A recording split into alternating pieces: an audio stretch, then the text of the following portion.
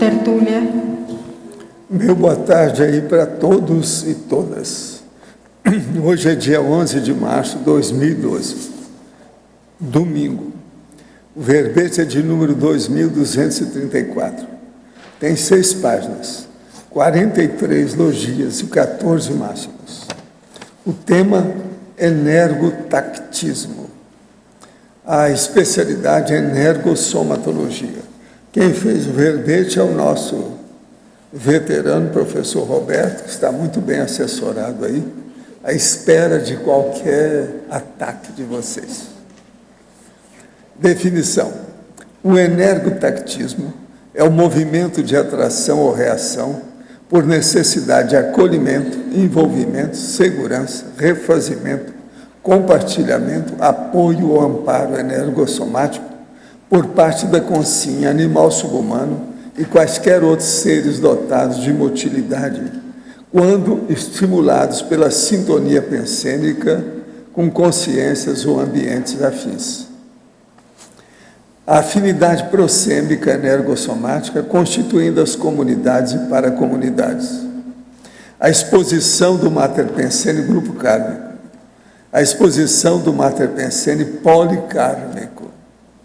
A afinidade estética sedutora, o poder atrativo da palavra falada, o poder atrativo da palavra escrita, o poder atrativo dos megapensenes derivados de megatrafores cognitivos, o poder atrativo dos nosopensenes dos megatrafares, o poder atrativo dos sentimentos autênticos, a ausência de poder atrativo dos sentimentos simulados, o poder atrativo da energosfera pessoal vigorosa, o registro histórico dos elementos de rapport ao longo das vidas sucessivas.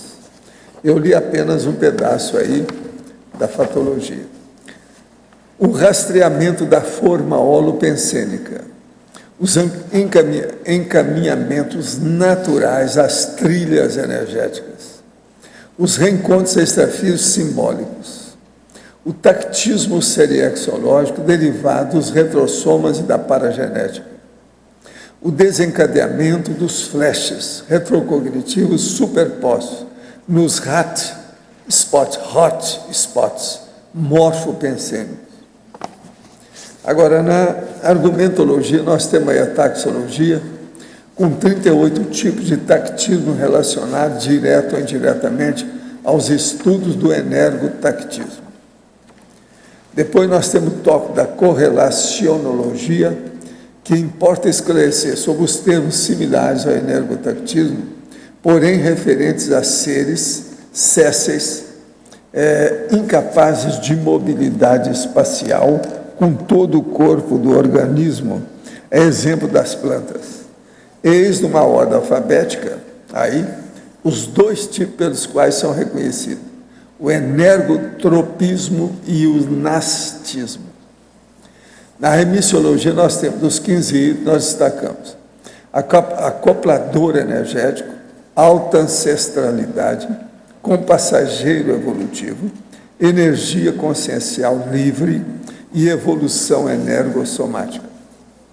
A frase enfática: a pesquisa parapsíquica sobre energotactismo evidencia os bastidores da influência das ECs, energias conscienciais, na inter-relação dinâmica das diversas dimensões da evolução no cosmos.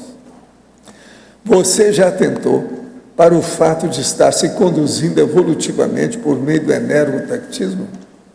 Você tem tornado consciente os acoplamentos energossomáticos pessoais com o fluxo do cosmos? Quais as evidências? Eu chamo a atenção que a bibliografia tem 7 fontes, a webografia tem 2 fontes. Agora, aí na mega análise do João Paulo e nossa aqui, a ação são 20 itens ao todo. Ação, reação, atração, encontro, estímulo, empatia, influência, mobilidade. Energoafinidade, sincronicidade, polarização, aproximação, orientação, interrelação, energossomatologia, parapercepciologia, interconscienciologia, movimento, direcionamento, agrupamento e energotaxia. Agora, o verbete aí do dicionário hoje é intencionologia. Eu chamo a atenção que aqui nós estamos falando das tertúlias, tertuliologia.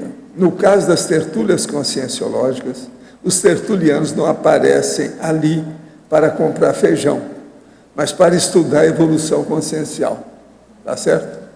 Assim chegamos à intencionalidade fundamental nos debates do tertuliário do Centro de Autoestudo da Conscienciologia, o CAE. Agora, questionamento. A conexão com a central extrafísica de energia tem a ver com esplênico-chacralidade? Até quando isso não seria uma sinalética energética?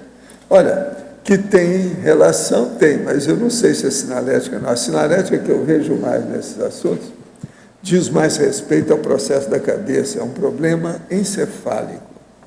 A maioria que tem, em matéria de energia, que mexe com os nervos intracranianos, etc., e os sentidos também encefálicos.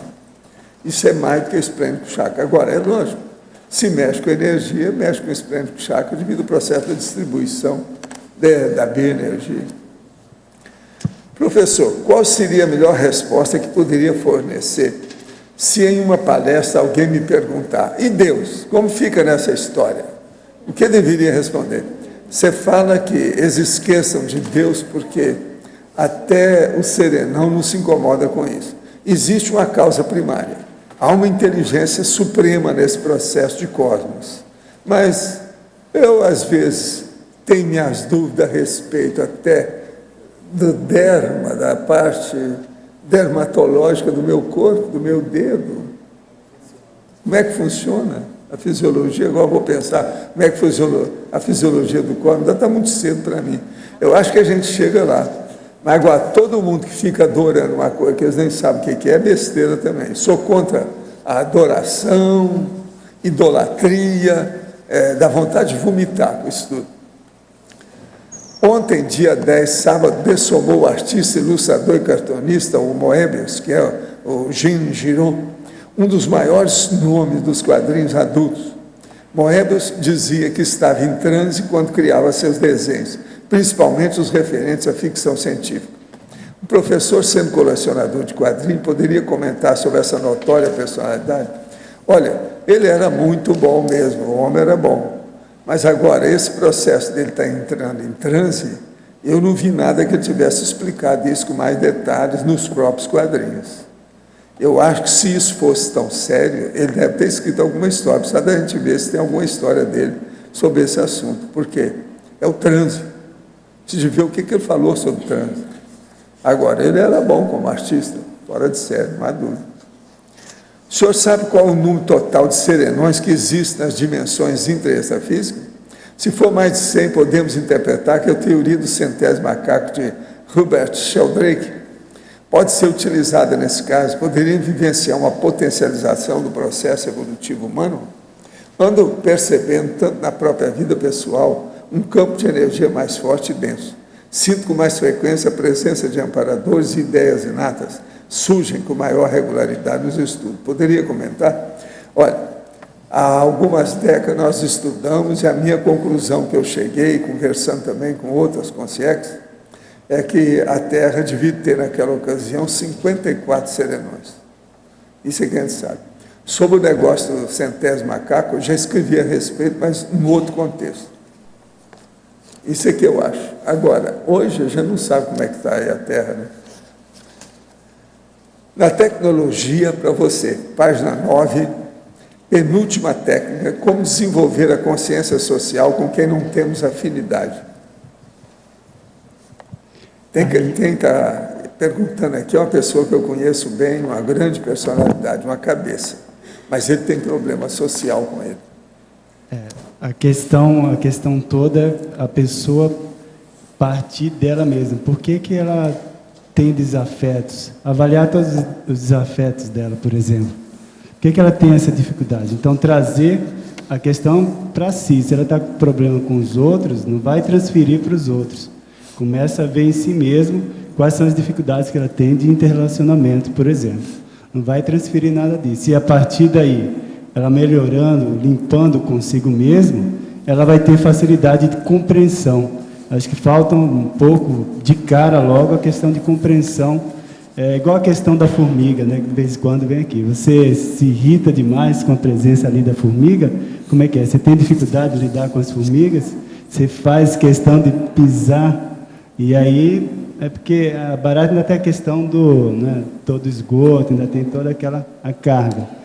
Mas, às vezes, a formiga tem uma questão de singeleza e simplicidade. Então, a pessoa tentar compreender a situação de outros que são diferentes dela mesma, de interesses diferentes. Então, partindo dela para os outros. Ao bioverbetógrafo Roberto. O energotactismo estaria mais para os pseudópodos de uma ameba ou para o crescimento radicular de um vegetal? As afinizações pensênicas que fariam ele ser mais ou menos veloz? As afinidades, sim. E o histórico, tem que ver o histórico, o acúmulo das relações que existem. A gente tem que pensar o seguinte, toda a interação energética, ela fica fixada com base em informação, energia carregada em informação. Então, quanto mais no passado a gente teve relações, inter-relações com aquele tipo de pessoas, animais ou plantas, aquilo ali tende a ficar cada vez mais retroalimentado, mais forte. Então, esse relacionamento vai ser mais instantâneo. Você não vai falar nada na lignina? Não, a lignina é a base da parte vegetal. O carregamento da fitoenergia. Mas agora, Fatologia, página 8, segunda linha. Poderia nos falar sobre o poder atrativo dos megapensenos derivados dos megatrafores cognitivos e do reencontro secular com os afetos botânicos? Oitava linha. Como vincar esses futuros reencontros? O exemplo, nesse caso dos megapensenes derivados de megatrafores, o esforço que se faz aqui na Cognópolis, aqui é um exemplo clássico disso, né? Então, todo esforço de produção da enciclopédia, por exemplo, é para expor esses megapensenes e aí servir isso fixado no local, servir de atrator para consciens e consciex, né, das mais variadas origens e interesses, vamos dizer, cognitivos. E o caso do aconchego botânico, tem um verbete, inclusive, exatamente sobre isso aí, que a pessoa pode estar aprofundando, mas em torno de si, o suporte energético que a botânica propicia, né, as plantas, isso aí vai dar muito mais soltura, muito mais vigor, interatividade energética, a pessoa vai ter soltura de energias, né, vai facilitar essa soltura para ela poder vivenciar melhor o energotactismo, né, consciente. Na tecnologia, página 9, primeira linha, poderia explicar a técnica do rastreamento da forma holopensênica e a técnica do refinamento sinaléticas específica? Isso, da forma holopensênica. Primeira coisa, a pessoa identificar traços de personalidade dela afins com ideias, momentos históricos, lugares. Então, ela vai rastrear locais e ideias que são afins ao que ela faz, o que é que ela tem, né, na personalidade dela, o histórico pessoal. E a partir daí ela vai fazer, tem lá depois a técnica da visita em loco, ela vai visitar em loco esses locais e aí investigar essa forma. Então, a investigação da forma parte dessa afinidade inicial e ela vai em loco, no lugar, ela vai percebendo, por exemplo, as diversas sinaléticas que vão ocorrer, reafirmando ou não a existência de afinidade com aquele local. A tendência, se a pessoa tem forma naquele local, naquele ambiente, toda a sinalética e a energosfera dela, ela vai ter reação imediata e de vários níveis. E essa qualificação, a identificação desses vários níveis de identificação da forma pela sinalética, é que ela vai mapeando uma sinalética específica. Não é a sinalética simplesmente de identificar qual o padrão da energia, positivo ou não, mas no que diz respeito à afinidade com pessoas, com o passado daquele local, com ideias, né, novas. Então, ela vai rastreando tudo isso. Na parafatologia, página 9, quinta linha, poderia nos detalhar e exemplificar o mimo energético imantado com as energias conscienciais das consciências amparadoras? E o último item, os envolvimentos pessoais com os inferninhos grupais. Isso. Primeiro, então o mimo energético, muitas vezes as consciências, os amparadores, no interesse de chamar a atenção a pessoa para determinado rapó, isso aí pode ser, por exemplo, um livro, um objeto qualquer, um souvenir. Então, aquilo está imantado com energia para chamar a atenção, e a pessoa, ao visitar uma loja, ao visitar uma biblioteca, ela segue diretamente para aquele local e vai dar de cara com o objeto, com o livro, enfim. Aquilo vai fazer uma associação energética e vai despertar, às vezes, a memória da pessoa, ela vai dar alguma reação energética, e aí entra aquela questão da sinalética específica em relação àquele objeto, o que ele representa, o que tem a ver com o passado dela. A questão do inferninho grupal diz respeito à questão de porão consciencial, né? Então, aí, onde que a pessoa alimenta ainda relações com o porão consciencial dela. Então, a tendência, a existência desses afins vai mostrar a conexão com esses inferninhos aí. E eles, todo grupo, ele se estabelece a partir de afinidade mútua, né, que é um tactismo patológico. Polinomiologia, página 9. Como manter o timing perfeito do polinômio no nosso dia a dia? E de que modo otimizá-lo? Por exemplo, o esforço que a gente faz aqui, ou qualquer pessoa que vá ter interesse do autodomínio energético. Então, a pessoa tem que estar o máximo possível livre de interconexões mais patológicas. Então, ela tendo mais autoconsciência, centragem naquilo que ela quer fazer. Ela tem clareza de megafoco. Então, a tendência dela é se acoplar com situações que vão favorecer aquele interesse positivo dela. Então, esse é o esforço, por exemplo, que se faz tanto em relação à desperticidade, né? Então, a desperticidade caminha por aí. A pessoa está no lugar certo, no momento adequado, fazendo a atitude correta, porque ela está bem acoplada. Ela não está acoplada com situações patológicas ou negativas ou ectópicas. Ela está mais centrada numa linha de trabalho. Na parafatologia, página 9, terceira linha, poderia elucidar o tactismo seriexológico derivado dos retrossomas e da paragenética?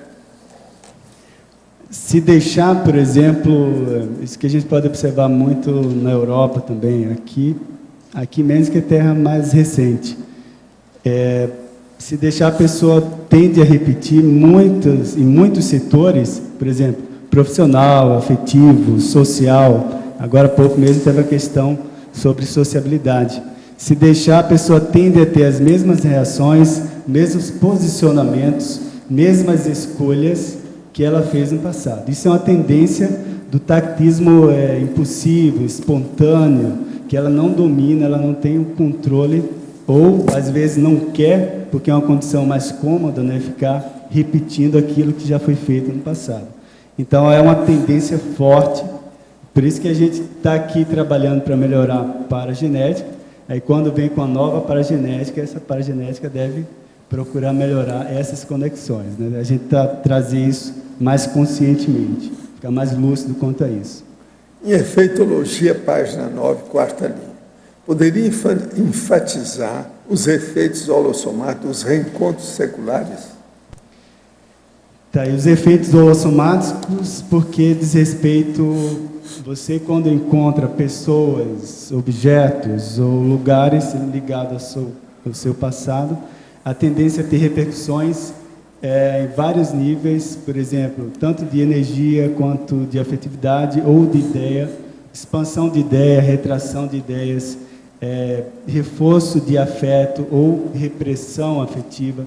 Tudo isso pode acontecer em questões de pouco tempo, né? Em frações de segundo você tem assimilações fortes porque a carga energética do passado ele tende a ser forte em relação ao que a gente está vivenciando aqui. Na hora que você toma um pouco mais de consciência a respeito dessa carga, né? A carga do histórico pessoal, evolutivo pessoal. Então, esses efeitos são múltiplos, né? Então, a gente tem que estar atento ao que é que vai ocorrer com a gente nessa situação. Então, daí a necessidade do trabalho com energias, né? A estabilidade de energia vai ajudar no restante. Em Crescendologia, página 9, primeira linha, poderia enaltecer o crescendo, sinalética energética, autoparapsiquismo, teleguiamento? O esforço, por exemplo, que nós fazemos aqui com todas as dinâmicas, trabalhos com energia, é justamente dar esse primeiro passo, o passo inicial rumo a um teleguiamento, ou seja, a questão da influência extrafísica, parapsíquica, mais refinada, mais clara, mais ajustada ao trabalho extrafísico, que tende a ser o orientador dos trabalhos intrafísicos aqui. Então, primeiro, reforçar a qualidade da sinalética. Aí a pessoa desenvolve o autoparapsiquismo e a tendência, né, isso é a hipótese que a gente espera de chegar no teleguiamento, né, ou seja, num trabalho mais lúcido, mais né, mais par a par, mais conectado, mais mão na mão com a equipe extrafísica. Antes de conhecer a conscienciologia, tinha guias cegos. Depois disso, não os sinto mais perto de mim. Gostaria de saber se os amparadores os encaminham para fazer curso intermissivo e se eles podem agora, de uma maneira mais especializada, se tornar nossos amparadores. Olha, isso acontece sim, os amparadores fazem isso. Agora, ó, no seu caso aí, eu acho que você não deve ter muita esperança, não. Por um motivo muito simples. Você mora em Salvador, né, na Bahia. É o lugar onde tem os guias cegos mais empedernidos que tem. Né? De modo que o mais empedernido, mais insistente. Agora, gente, eu estava vendo um filme que o professor estava dando aula.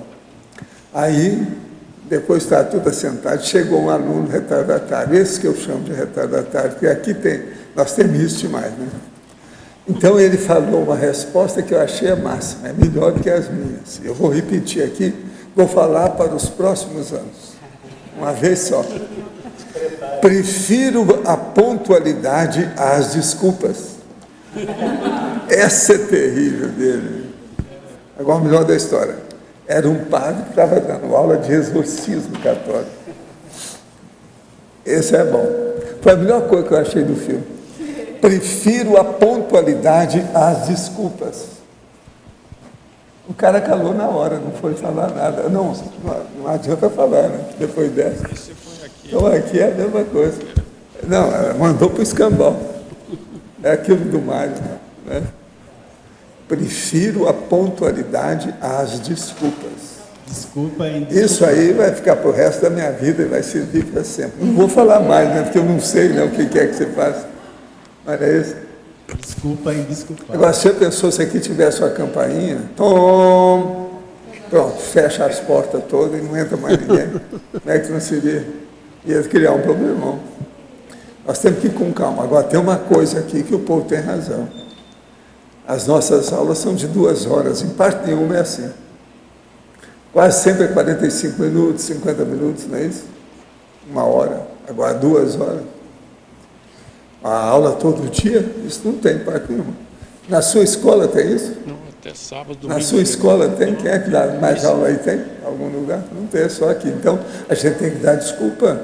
Eles, há um atenuante muito forte aí para todo mundo que chega mais tarde e tal. Tá certo? Justiça é justiça, de um lado e do outro.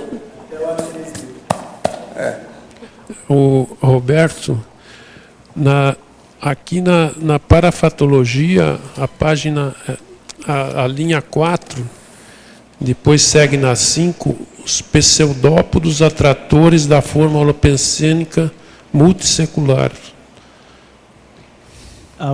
Se alguém nunca viu, seria bom ver, acho que hoje com a internet é fácil. Vejam como é que a ameba engloba um fragmento de alimento, como é que ela faz para englobar um fragmento de alimento. Aquilo lá são os pseudópodos que vão envolvendo de um lado, de outro, Essa sensação foi uma associação que eu fiz justamente em contato com um lugar que ficou evidente em relação com forma holopensênica. Então, a tendência é essa, é o envolvimento energético de todos os lados que vai te envolvendo e vai te trazendo para o centro das circunstâncias daquela visita, daquela situação que você se encontra. Então, a associação é essa. O pseudópodo, vejam como é que funciona lá a ameba, englobando a partícula. Eu vi no dicionário, é um ser unicelular, que a ameba, não sei se é só ameba, mas... Mas você tem que ver a imagem, para a pessoa fixar bem, veja a imagem que isso é algo flexível, né? Ela é flexível, é móvel, e ela vai envolvendo aquele fragmento, no caso seria com sim, então a forma envolve com sim, e aí ela vai tendo as percepções ampliadas em virtude daquela relação direta com as energias que gravitam naquele local, onde ela tem a forma holopensênica. Ela já é um ser atrator. A pessoa, isso. Ela que vai envolver. A consi, no caso, seria envolvida. A forma holopensênica é envolvente. Agora, aqui também na fatologia, a primeira linha aqui, a eletroafinidade e a quimioafinidade, está em sequência aqui. Sim, eletroafinidade é, por exemplo, a questão dos elétrons, né? Então, a boa parte das relações em termos de matéria, por exemplo, o agrupamento aqui do mármore, na tinta branca, qualquer agrupamento que você perceba, existe eletroafinidade aí. Então, esses átomos só se misturam porque tem eletroafinidade. Tá? A quimioafinidade está dentro dessa eletroafinidade, que é a compatibilidade química entre os átomos, né? A eletroafinidade em relação aos elétrons, ou seja, se tem excesso de elétrons, falta, então tem átomos que são doadores, tem átomos que são receptores. Então essa eletroafinidade aí faz esse balanceamento aí no acoplamento entre os átomos. Ok, obrigado. Aqui na parapatologia, na penúltima linha, você coloca o item os paradiagnósticos das transmigrações interplanetárias. Poderia ampliar? Para diagnóstico, aqueles grupos estão sendo transmigrados em que sentido, né? Positivo ou negativo? Então, você, pelo nível de consciência que estão sendo transmigradas, ou pelo local para onde devem ir, isso aí já mostra a afinidade entre elas. Então, há um tactismo aí. Então, ela não é transmigrada simplesmente porque o pessoal não foi com a cara delas e aí manda para outro lugar. É porque existe uma afinidade entre aquele grupo que fica incompatível com a maioria do restante. Isso é o princípio que a gente interpreta, né, do que foi escrito até hoje sobre transmigração. Então, não tem condição de ter mais convivência, né, partilhar o mesmo espaço, né, dividir as mesmas energias nesse local. Então, aquele grupo acaba sendo transmigrado. Agora, a gente também recebe visitantes, né? Então, essa recepção também mostra afinidade. Então, existe tactismo, né, no sentido lá descendente, por exemplo, no sentido de mais negativo, né, de patologia, quanto de mesmo nível e com nível melhor. Então, o tactismo é um movimento de afinização, de agrupamento. Então, a gente tem que ver sempre onde é que a gente está se agrupando. Isso mostra a nossa afinidade. Na efeitologia, o primeiro item, os efeitos dos reajustes de destino. Esse efeito aí é o seguinte: se a gente se deixar levar pelas circunstâncias da vida, ou da paragenética, enfim, ou da genética só, você tende a repetir muito questões do passado, tá? Tanto positivas ou às vezes negativas. E esse reajuste de destino é justamente no sentido da pessoa ter um upgrade, uma melhora de lucidez sobre para onde que ela está indo, qual que é o caminho que ela está seguindo. E aí tem tanto profissional, social, afetivo, tudo, todas as circunstâncias da vida dela. Então tudo tem, você está com consciência, com clareza dos caminhos, das escolhas que você faz. se não tem muito, já mostra que há um tactismo espontâneo aí, ou seja, você está indo simplesmente pela mimese, por exemplo, que é o mais comum, ou pela simples afinidade biológica, ou química, ou energética, só que é o tactismo instintual ou impulsivo. Tá? Então a gente tem que estar atento a isso, fazendo ou até provocando esses reajustes de destino. Às vezes eles ocorrem, por exemplo, por conta de amparo extrafísico, no sentido de chamar a tua atenção. E às vezes a gente pode procurar provocar isso, esses reajustes. Na numerologia, o antepenúltimo item, o reencontro com as amizades raríssimas. Isso. O tactismo pode, isso, quer dizer, esse reencontro já mostra que há um tactismo natural nisso. Né, de você estar reencontrando personalidades com que mais atípicas, assim, ou que você tem uma forte afinidade, né, coisa que você não encontra normalmente. Então, isso aí, há uma tendência da gente ficar mais consciente sobre isso aí e valorizar esses encontros com amizades raríssimas, né? Passar a valorizar mais, estar mais consciente sobre isso. Roberto, Rosa, aqui na página 9, parafatologia, quarta linha, eu gostaria que você pudesse explicar mais um pouco sobre, aliás, até começando no anterior, na linha 3, o desencadeamento dos flashes retrocognitivos superpostos em hotspots morfopensênicos e depois os pseudopos. Eu gostaria de saber como que é a fisiologia, como que se processa essa formação. Eu sei que é multissecular, como você colocou, mas gostaria de mais detalhes. Tem a ver com os ovoides? Não, né? Não vou falar. Não. Aí é forma holopensênica, ou seja, quanto mais você teve presente no lugar, trabalhou, deixou registros, escritos, obras, trabalho em círculos sociais. Então, quanto mais você teve relação em um determinado local, aquele local vai ficar mais impregnado, né? Ou seja, uma forma holopensênica mais forte. Então, o que eu estou chamando de hotspot, de forma holopensênica, são esses locais, lugares que você trabalhou mais. Então, ao chegar naqueles locais, o desencadeamento da memória não vai ser uma lembrança, um tipo, acaba havendo superposição, sobreposição, várias lembranças de épocas distintas, diferentes, que acabam vindo à sua mente. Então, a pessoa tem que estar atenta para, se não exagerar e também não desperdiçar essas rememorações, procurar anotar ou interpretar, deixar gravado, que às vezes isso aí pode ser útil na sua recuperação de lucidez, né? Então, aqui, ficar atento a isso. O pseudópodo, que eu tinha comentado com a Linda, é o envolvimento que a forma holopensênica tende a fazer com você.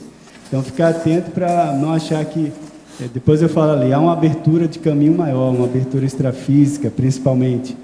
Então, não ficar muito entusiasmado com isso, manter um posicionamento investigativo, manter um posicionamento criterioso e crítico sobre as circunstâncias que estão ocorrendo. Que a tendência nossa, assim, se você se deixar levar por essas energias da forma, você exaltar tudo isso, você acaba diminuindo a lucidez, porque é coisa do passado que você está evocando. Então, assim, interessante é ter isso, mas manter um posicionamento de avaliação crítica. E aí a gente tende a crescer no sentido de interpretação dessas informações. Que a coisa toda, gente, qual que é o principal? A informação que a energia traz para a gente crescer de alguma forma, que é a autoevolução. O resto é secundário.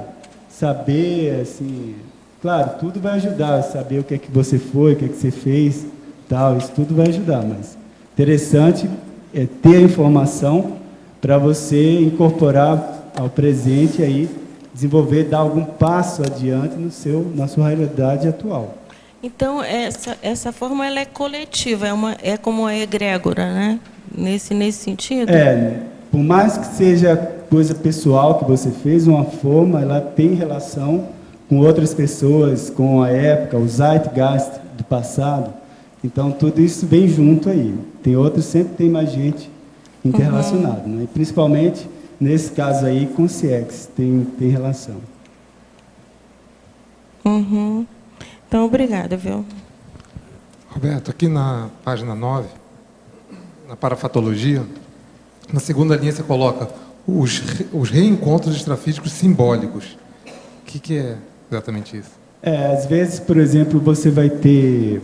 Tem dejaísmo, tem a projeção, mesmo com determinada pessoa, um ambiente, um local, mas aquilo lá, não que tenha algo, aquele local ou a pessoa, né, não tenha uma relação tão profunda ou direta, mas aquilo lá vai representar uma conexão com um determinado holopensene ou determinada circunstância, né, do passado, desencadear determinada lembrança. Então, às vezes, você acha não ficar atento à personalidade, à pessoa, ou ao local, mas sim aquela história da mensagem, qual que é o conteúdo da mensagem. Então, isso é mais nesse sentido aí. Então, às vezes, a gente tem encontro, nessa pesquisa, assim, se você deixar levar, né, pelas energias da forma holopensênica, a evocação do passado, você acaba tendo esses reencontros, e aqui mesmo, até no físico, na dimensão física. Você tem esses reencontros, mas às vezes eles são simplesmente simbólicos. Então não era o foco, não era encontrar exatamente aquela pessoa, mas o que ela representa, o que ela pode representar em termos de holopensene, de ideia. Às vezes ela está ali naquele momento representando uma determinada ideia, ou seja, relativa ao passado, coisa que você trabalhou, entendeu? Então é a figura, a contribuição daquela pessoa, daquela visita que você fez, mas tem que ver o que está por trás disso, né? Então, é aquela coisa simbólica ali. Então, você não se iludir com aquela, ou não ficar encasquetado ali, intrigado com a presença daquela personalidade, mas sim do contexto de informação, o que ela trabalha, o que tem a ver aquele ambiente. Então, você questionar isso aí, que aí você refina a informação da sua pesquisa, né? Eu chamo a atenção para vocês verem aí na taxologia que o Roberto faz uma análise com detalhes das 7 energias que nós falamos que tem aqui no CIEC, a coisa toda, e mais alguma outra, ainda nuances da situação. As 7 estão aí. Aeroenergia, bioenergia, zooenergia, fitoenergia, geoenergia, cosmoenergia e, acho que eu não falei, hidroenergia. São 7.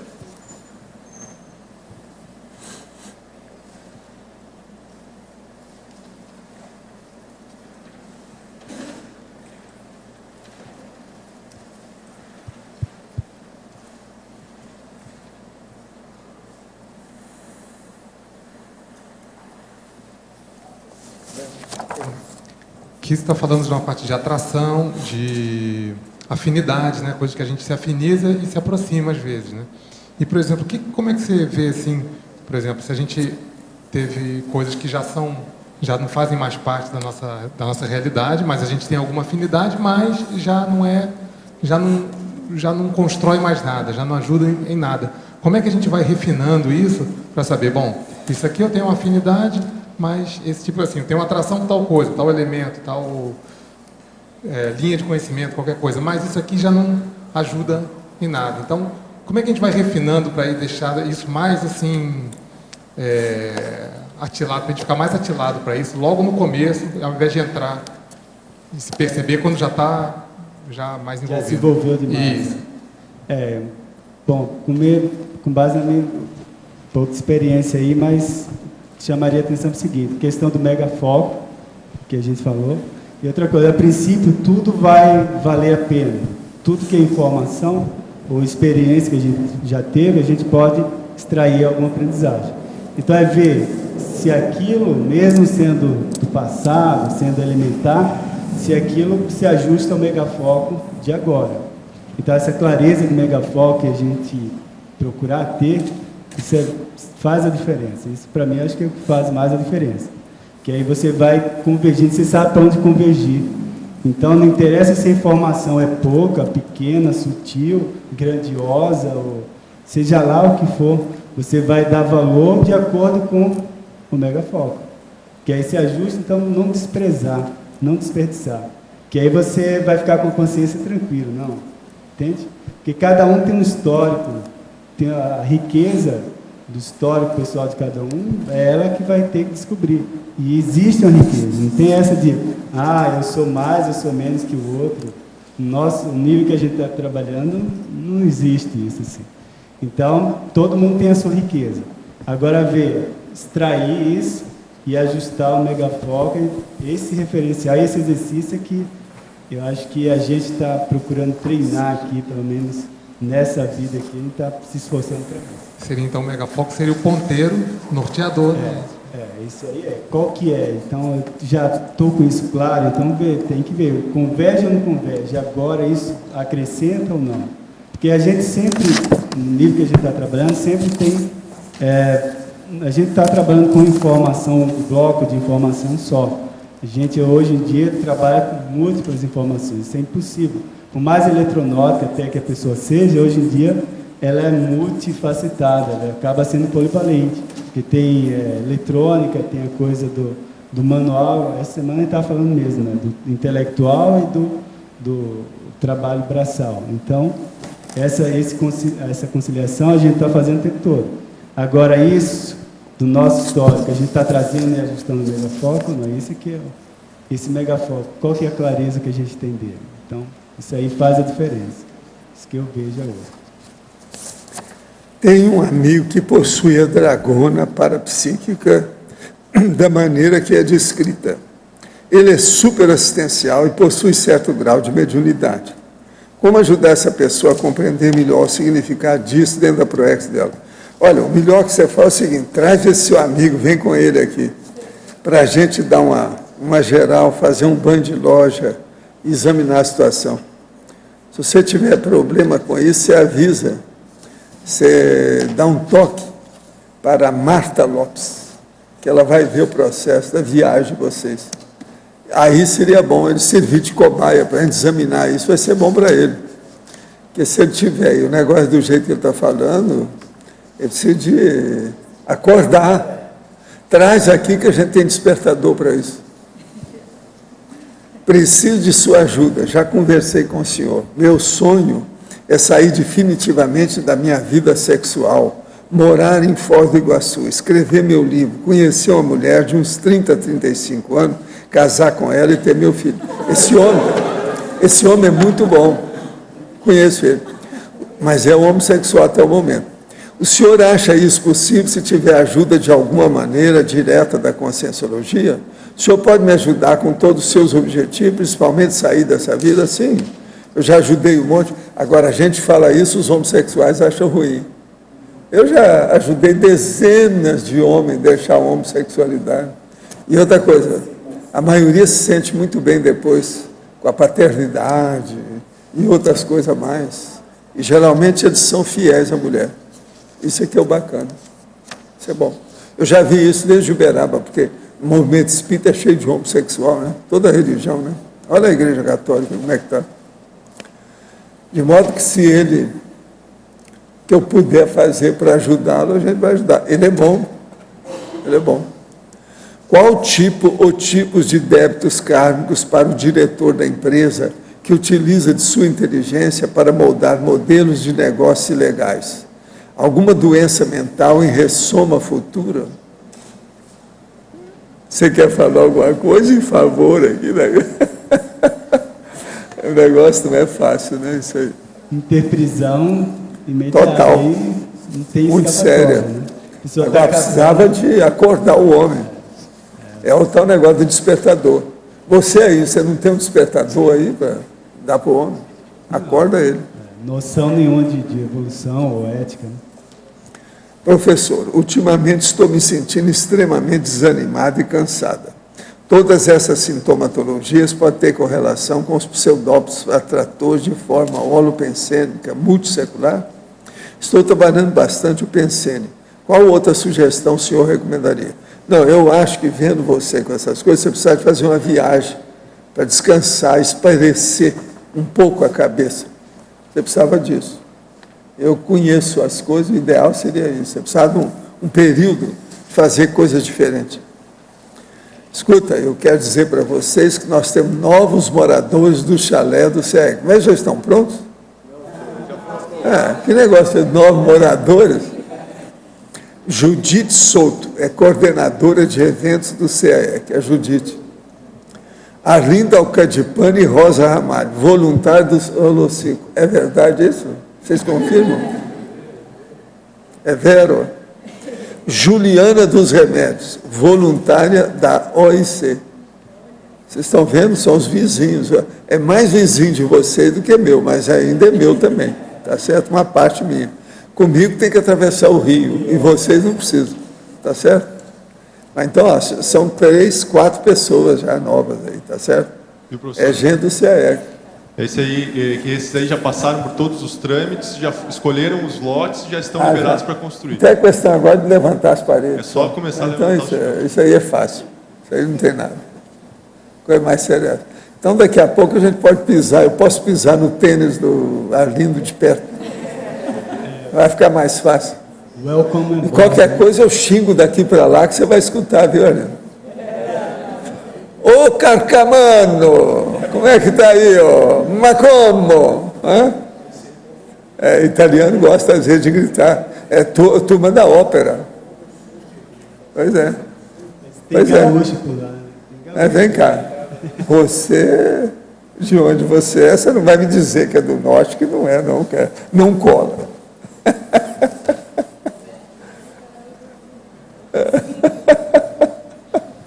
Pois é, você já tem novos. Welcome aboard. Novos, são os vizinhos. É um processo do passado, os afins se atraem, né? Vamos ver o que dá. Gente, quem é que está com o microfone? O Roberto está aí, eu entrego o Roberto para vocês. Aproveita o homem. Olha, só esse processo de energia, e o povo vive perguntando sobre as energias, deve ver agora seu verbete, que está falando com muito detalhe, sobre 7 energias. Isso é importante. Professor Baldo, eu queria perguntar a respeito do verbete do dicionário Sim. de intencionologia que está... Qual é a sua intenção? Esclarecer mais na sinergismologia, Sim. autopensenização, magno interesse. O processo todo é o seguinte: quando a pessoa tem uma autopensanização com lucidez, ela sabe de que se trata, e aqui a maioria das pessoas hoje já sabe o que é pensene. É muito importante entender o pensene e a estrutura dele, os componentes dele. Agora, na hora que acontece isso, e a pessoa tem essa autoconsciência, os interesses, os propósitos, o megafoco da pessoa, a meta, o objetivo dela, fica de uma qualidade maior do que a média. Aí é que entra o magno interesse que nós estamos falando. Então, é um sinergismo, há um crescendo, uma potencialização no processo da pensenidade. Então, a intenção cresce. A partir desse sinergismo, a consciência pode começar a pensar na dispersidade, um megafoco. Na dispersidade, começar a pensar nisso, tem que ter isso aqui. Agora, magno interesse, a maioria aqui eu acho que já tem alguma coisa nesse sentido. Entende? Uns menos, outros mais, mas esse magno interesse tem. Por exemplo, a mega GESCOM, a gestação consciencial, a obra-prima da pessoa. A maioria já tem interesse nisso. Interesse em defender o verbete, a maioria já tem. Interesse de vivenciar diariamente para o resto da vida a tenebres. A maioria já tem. Isso é o máximo. Então, esse magno interesse já tem muito aqui. E é um processo, então, da intenção. Então, eu pergunto, no momento que você elabora o pensene, qual foi o seu interesse real? Isso é um construto magno. Pero aí esclarece no primeiro item na autoconscienciologia a diferença quando a consciência penseniza com autoconsciência e quando não, né? Não, tem que pensar nisso tudo. Agora, lembre-se, olha aqui. Você tem que O partir verbete primeiro. é sob intenção, mas o argumento é autopensenológico. Sim. Por quê? Como é que você vai entender a intenção sem saindo do pensando? Não dá, tem que ser dentro. Para a pessoa ver como é que funciona. Agora, ó, o primeiro tópico aí, ó, essa primeira divisão, a autoconscienciologia, eu estou falando é sobre a propositologia, Propósitologia. que é o propósito, é o interesse, a meta, A meta. é o goal. O que é que a pessoa pensa? O objetivo. Isso aí é importante. Está claro? Claro, claríssimo. Obrigada. Professor. Roberto, queria perguntar a respeito da interaciologia, o item organização das ações das consciências para a organização das ações das consciências. Isso, a questão da auto-organização pessoal. Então, quanto mais a gente vai ter planejamento daquilo que a gente vai fazer, interesse, aquilo que a gente estava comentando sobre megafoco. Então, ter organização convergente para você atingir aquele megafoco. Quando você tem uma pesquisa, quando você tem uma tarefa a realizar, né, você está objetivando um determinado foco. A própria ProEx tem um determinado foco. Então, se você converge suas ações, né, se você se organiza para aquilo, vai facilitar para a organização das consciências. Então, esse casamento, essa interconexão, então, a própria TENEPS, por exemplo, ela vai representar, tem uma representação forte nisso aí. A TENEPS fundamental nessa aproximação, nesse casamento aí. Então, vai ficar tudo potencializado. Quando eu li o item, lembrei das proezes grupais, por exemplo. O trabalho que tem que ser feito pela própria consciência intrafísica projetada, além disso, do grupo, né? No trabalho o contexto, trabalhar sobre o contexto em relação à tarefa a realizar. Eu pensei nisso justamente, por isso. É a nossa parte dentro do contexto, né? Então, qual que é a nossa parte que a gente está fazendo? A gente está se preocupando com isso? Está fazendo de modo organizado? A gente se organizando, a gente vai facilitar o trabalho dos outros. Nesse caso aí, os outros, com o CIEX principalmente, né? Que está na equipe de amparo, equipe extrafísica, enfim. Obrigada.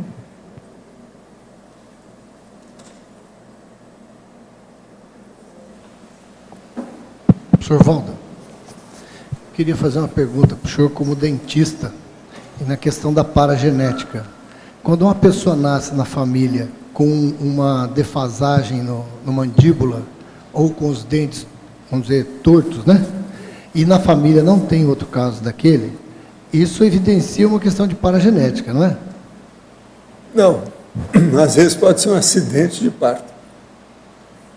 Mas pode ser paragenética. Pode, mas agora também pode ser um acidente de parto. Porque o que acontece é o seguinte, que o dentista também disse que a pessoa precisa colocar o aparelho para colocar a mandíbula no lugar, mas que os dentes, se ela não continuar usando com o tempo, eles voltam a entortar de novo. Volta. Isso é uma questão de paragenética também ou não? Que é a Não, tendência... é questão genética. Genética. É genética. O processo todo aí é esse. Agora, ó, essas coisas tem que examinar. Quando a pessoa, o caso é muito insólito, solitário, só aquele caso na família, quase sempre é acidente de parto. Alguma coisa nesse sentido. Você não pensou nisso, pensa nisso. Mas mesmo sendo cesariana? Hein? Mesmo sendo cesariana? Sendo o quê? Mesmo que seja cesariana, que a pessoa nasceu de cesariana, não teve acidente. Escuta, cesariana é na hora que a pessoa nasce só. Mas o que aconteceu durante a gestação? Tá. A mãe subiu escada, carregou peso, caiu, escorregou na banana. Entendeu? Vamos devagar. Durante o processo. Então, eu estou falando acidente de parto, mas que envolve toda a gestação. O parto é só o epílogo.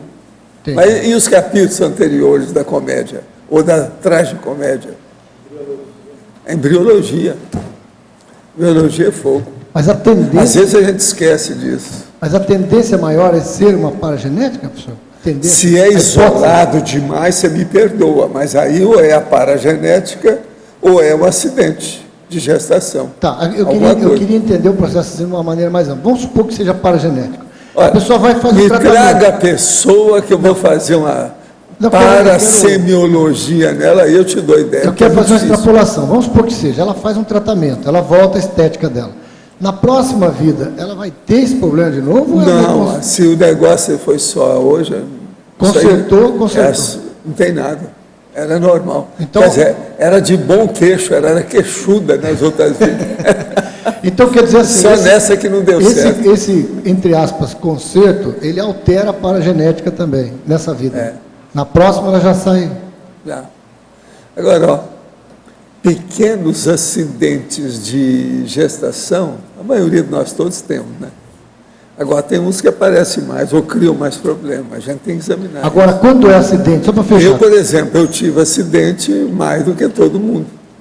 Sabe, no normal, na média, muito maior, porque rachou minha cabeça, aquele negócio todo. Mas, por exemplo, meu irmão teve o mesmo acidente, mas ele sofreu mais, ele entrou na onda. Eu não entrei. Agora, só para fechar, quando é um acidente, esquece a paragenética, essa pessoa vai colocar isso na futura paragenética dela, se é um acidente, ou vai ficar só nessa vida? Não, é só aquilo. Aí fica só nessa, né? Eu já tive muitas vidas, tudo bonitinho, certinho, não tive nada. Agora, vim para chorar 11 meses, isso não é fácil. Eu levo muito em consideração os acidentes de gestação e de parto. O povo geralmente esquece isso.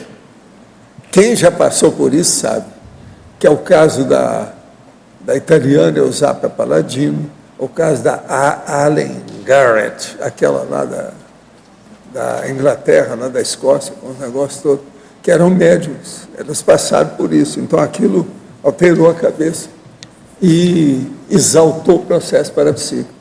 Eu tenho o mesmo problema. Por isso que eu tenho o processo de retrocognição com 3 anos de idade. Uma outra coisa, a memória minha alterou toda com isso, a mais, melhorou. Por exemplo, eu comecei a lembrar de coisa que eu estava no braço da minha mãe, nem estava andando direito. Eu, criança, falei com ela, não, isso aconteceu no dia que estava assim, assim, assim. Eu nem falava. A fixação devido ao problema da cabeça que estava doendo.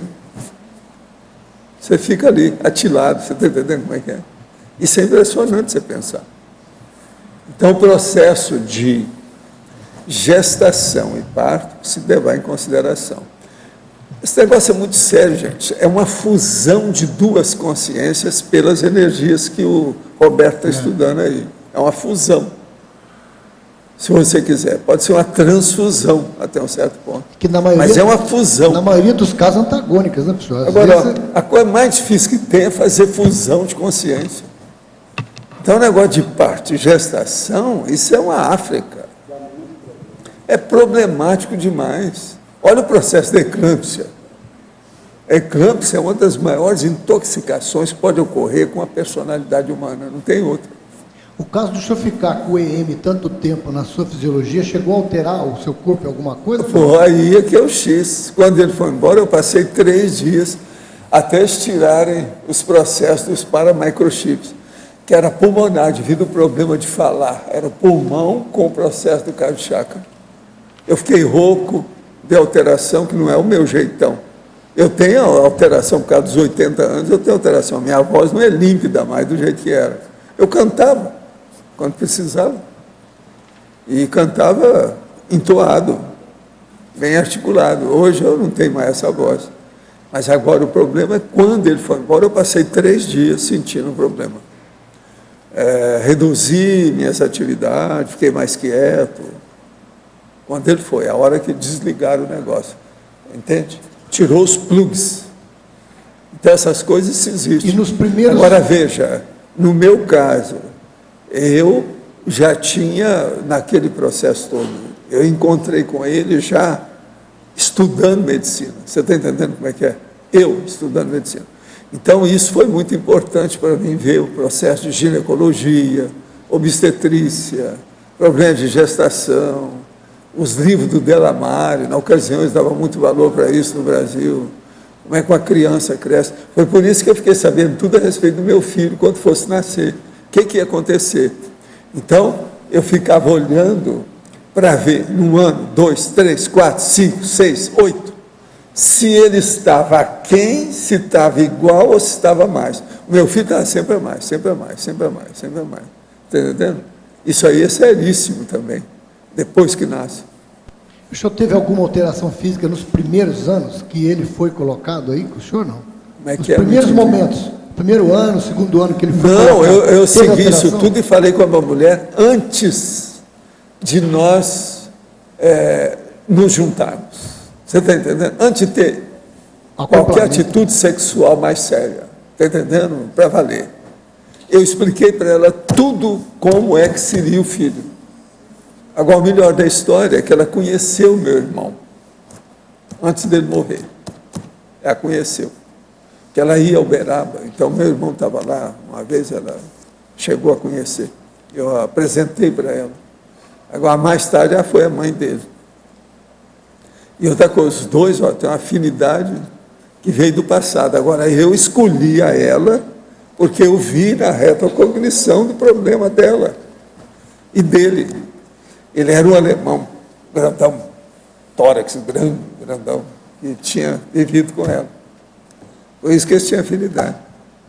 Ela era doidinha com o filho. Foi uma das maiores mães que eu já vi na minha vida, foi a minha mulher. Uma coisa impressionante. E a gente estava seguindo as coisas muito rígidas, né? Um negócio assim, muito ortodoxo, muito sério. O menino nunca teve babá. Nunca ficou sozinho, está sempre conosco. Agora, com isso, ele foi criado com pessoa adulta. Você sabe, uma criança que é criada com pessoa adulta é outro tipo, né? O nível muda. Agora, criou problema. Chegou na escola, ele chegava, não, nós temos que examinar se esse menino fica aqui ou não. Nós precisamos saber se ele é doido. Então, puseram uma semana, 6 professores examinando sem falar nada com ele. No fim de uma semana, eles chamaram lá, minha mulher e eu. Nós fomos lá. Aí eu falei assim, nós chegamos à conclusão, não, ele é superdotado. Ele está acima da média da turma toda da idade dele. Então, nós vamos colocá-lo para ele dirigir o departamento de ciência do colégio. Agora, eu fui falar isso para ele, depois ele começou a rir, né? Esse povo é uns boboca, né, meu pai? Eu vou fazer. Você entendeu? Então, você veja como é isso. Agora, ele estava sempre na frente, às vezes nem era superdotado, não é bem isso. Mas, biologicamente, estapeia. Se uma pessoa está biologicamente na frente, parece superdotada. Mas tem que examinar isso com calma. Agora, ele tem uma certa superdotação em matéria de psicomotricidade, elaboração de pensamento, psiquismo dele, é do meu estilo, isso tudo ele tem. Então, veja bem como é que é. Agora, eu sempre examinei demais o processo pré-ressoma, a ressoma, gestação, o parto e a primeira infância. São 5 coisas que eu dei muito valor para isso. Por quê? Que é o jeito de você estudar. Por exemplo, eu queria estudar as minhas retrocognições. O meu processo, por exemplo, do Zéfiro. Os problemas dos meus amigos que eu vi no Espiritismo, várias pessoas falaram, não, esse aí é o fulano, isso aí eu sabia tudo e tinha que ficar calado, que é a personalidade consecutiva. Então, essas 5 coisas você tem que estudar na personalidade consecutiva. Então, isso foi ali, em cima. Eu estudava, comprava livros sobre isso, discutia, entende? Às vezes eu via que tinha uma conferência lá no fim do mundo, eu não podia viajar, ficava chupando o dedo. Eu desejaria ver sobre aquele assunto, mas não podia. O trabalho não deixava, os estudos, nada disso. Agora, nessa ocasião também, nós tínhamos menos movimento intelectual, universitário no Brasil. Hoje nós temos muito mais. E com a internet hoje também é muito diferente.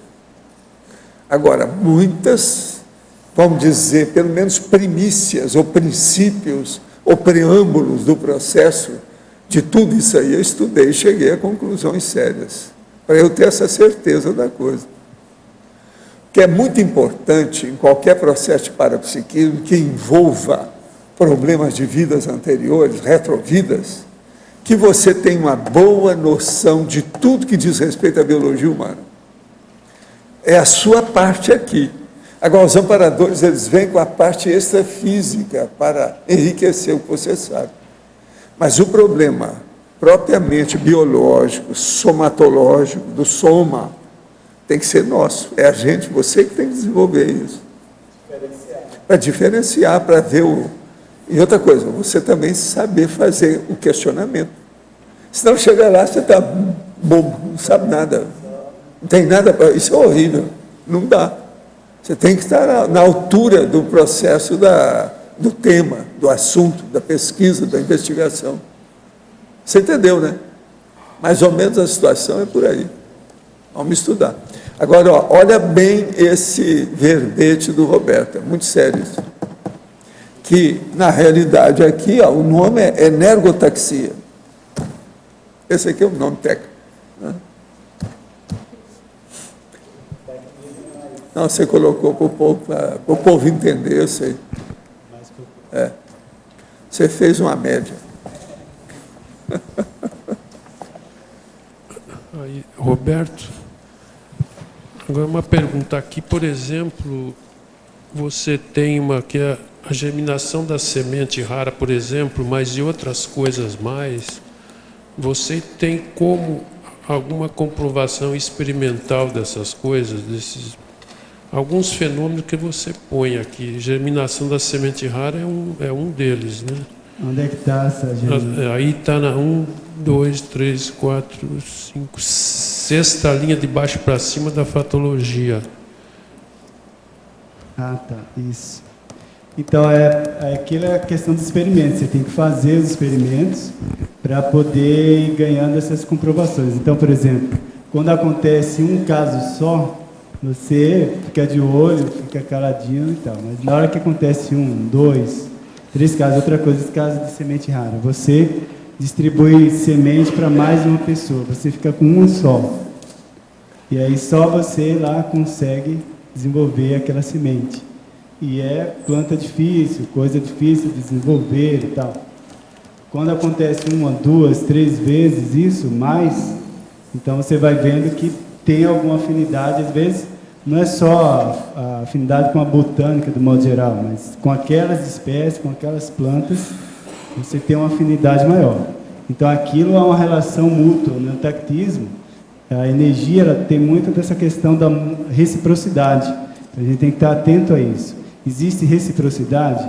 Então acontece com você, né? Está acontecendo com a planta e está acontecendo em relação a você, que é afinidade mútua aí. Então a questão é fazer os experimentos para refinar isso aí. Agora, ali em cima tem a exuberância do crescimento vegetal em torno da base física da Tenepes e Fiex. Aqui existe uma comprovação, né, da casa lá do professor Valdo, que ele já falou, isso, que existe uma exuberância vegetal no entorno ali, né? Está bem evidente ali. Isso. Tem uma comprovação isso. E deve ter mais coisas aqui que eu não sei. Você tem que ver assim, mais pessoas que moram em casa, fazem Tenepes e que têm afinidade com a botânica. Como é que é esse entorno da base da Tenepes? Então tem que estar atento a isso. Tem facilidade, o crescimento vegetal é mais exuberante, isso acontece de fato. Então a gente teria que... Não tem nenhuma pesquisa nesse sentido ainda, mas isso é de observação pessoal. Mas é bom fazer pessoalmente essas coisas. Tá, gente, eu queria deixar registrado aqui hoje que a dos remédios mandou para nós 40 remédios, ou seja, 40 mudas e o vaso com mudas de flores e plantas fora de série, que nós vamos usar distribuindo nas diversas áreas do CEEC, não é isso? Agora, outra coisa é o seguinte, hoje tem um meu amigo, aqui um dos meus maiores amigos, mais chegado de muito tempo, que hoje está completando também aniversário, mas não são os 17 anos. São 30 anos de... adivinha o quê? 30 anos de o quê? Vocês têm uma ideia? De voluntariado na conscienciologia. Ele é um exemplo para nós todos. Então, eu queria que a gente desse umas batidas para ele, que é o Moacir que está ali.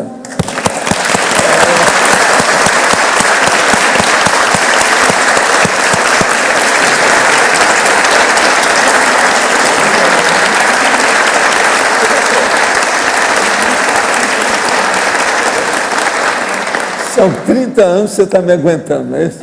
Não é fácil. Não é fácil. Mas hoje é o dia exato disso aí, tá certo? Professor, aqui no dicionário de argumentos, o senhor poderia, assim, comentar quais seriam os fatores inibidores para que se alcançar essa condição? Assim, o que mais nos pega aqui? Da intenção? Da intenção. Tem gente que não gosta de analisar o que é a intenção que a pessoa tem. Esse aqui é a inibição pior que tem. A pessoa não gosta de considerar isso.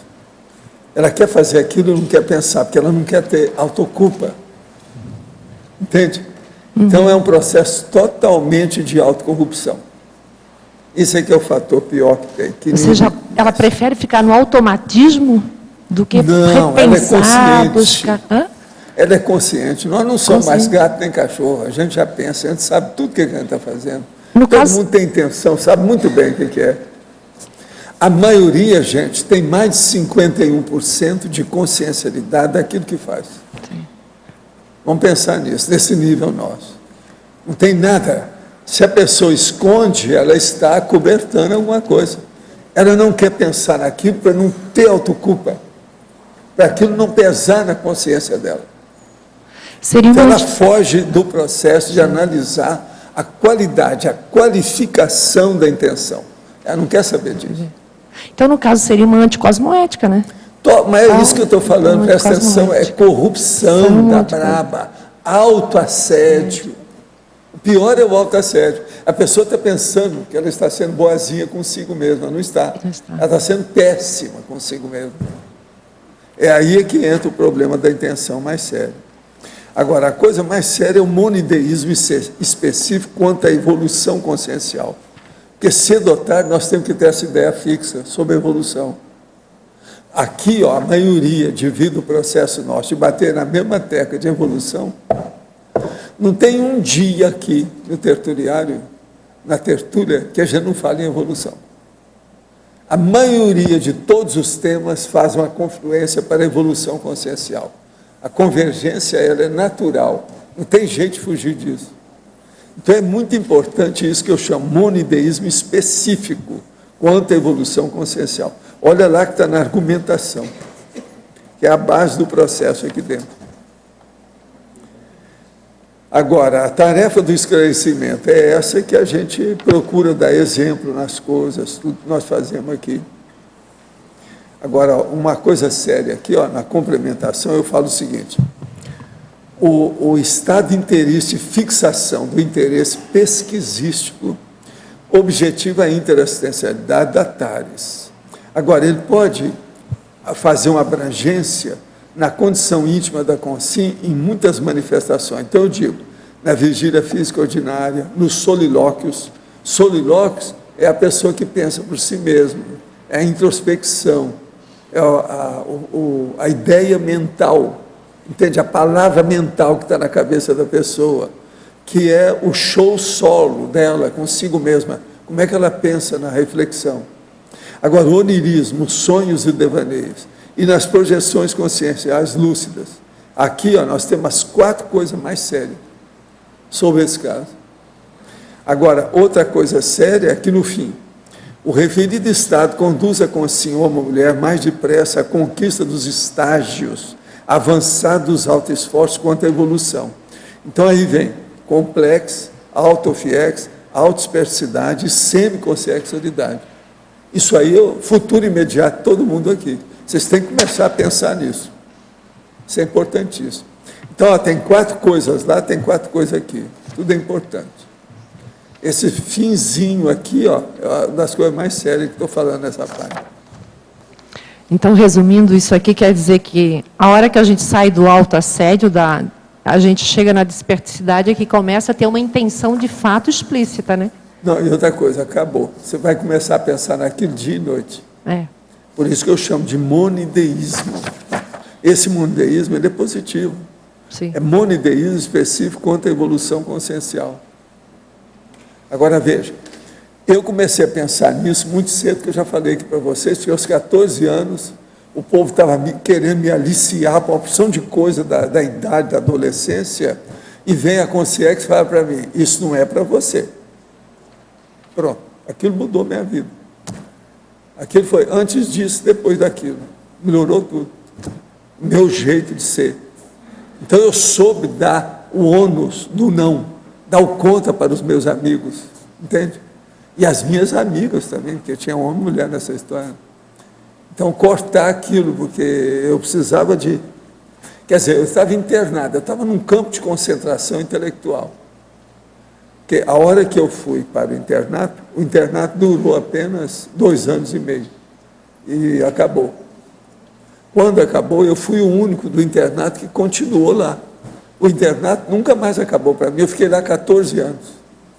Agora, quem estava no internato, que eram 36 pessoas, 35, comigo 36, ficou lá só 2 anos e meio. Foi 1945, 46 e o primeiro semestre, 47. Aí fechou o internato. E eu continuei lá. Agora, ali eu estava internado. Entende? Eu estava numa prisão. Morava lá. Barulho da sineta para começar a aula, para acabar a aula. Aquilo era o dia inteiro. Agora, eu já estava acostumado com isso, porque na minha infância em Monte Carmelo, eu vivi perto de uma marcenaria.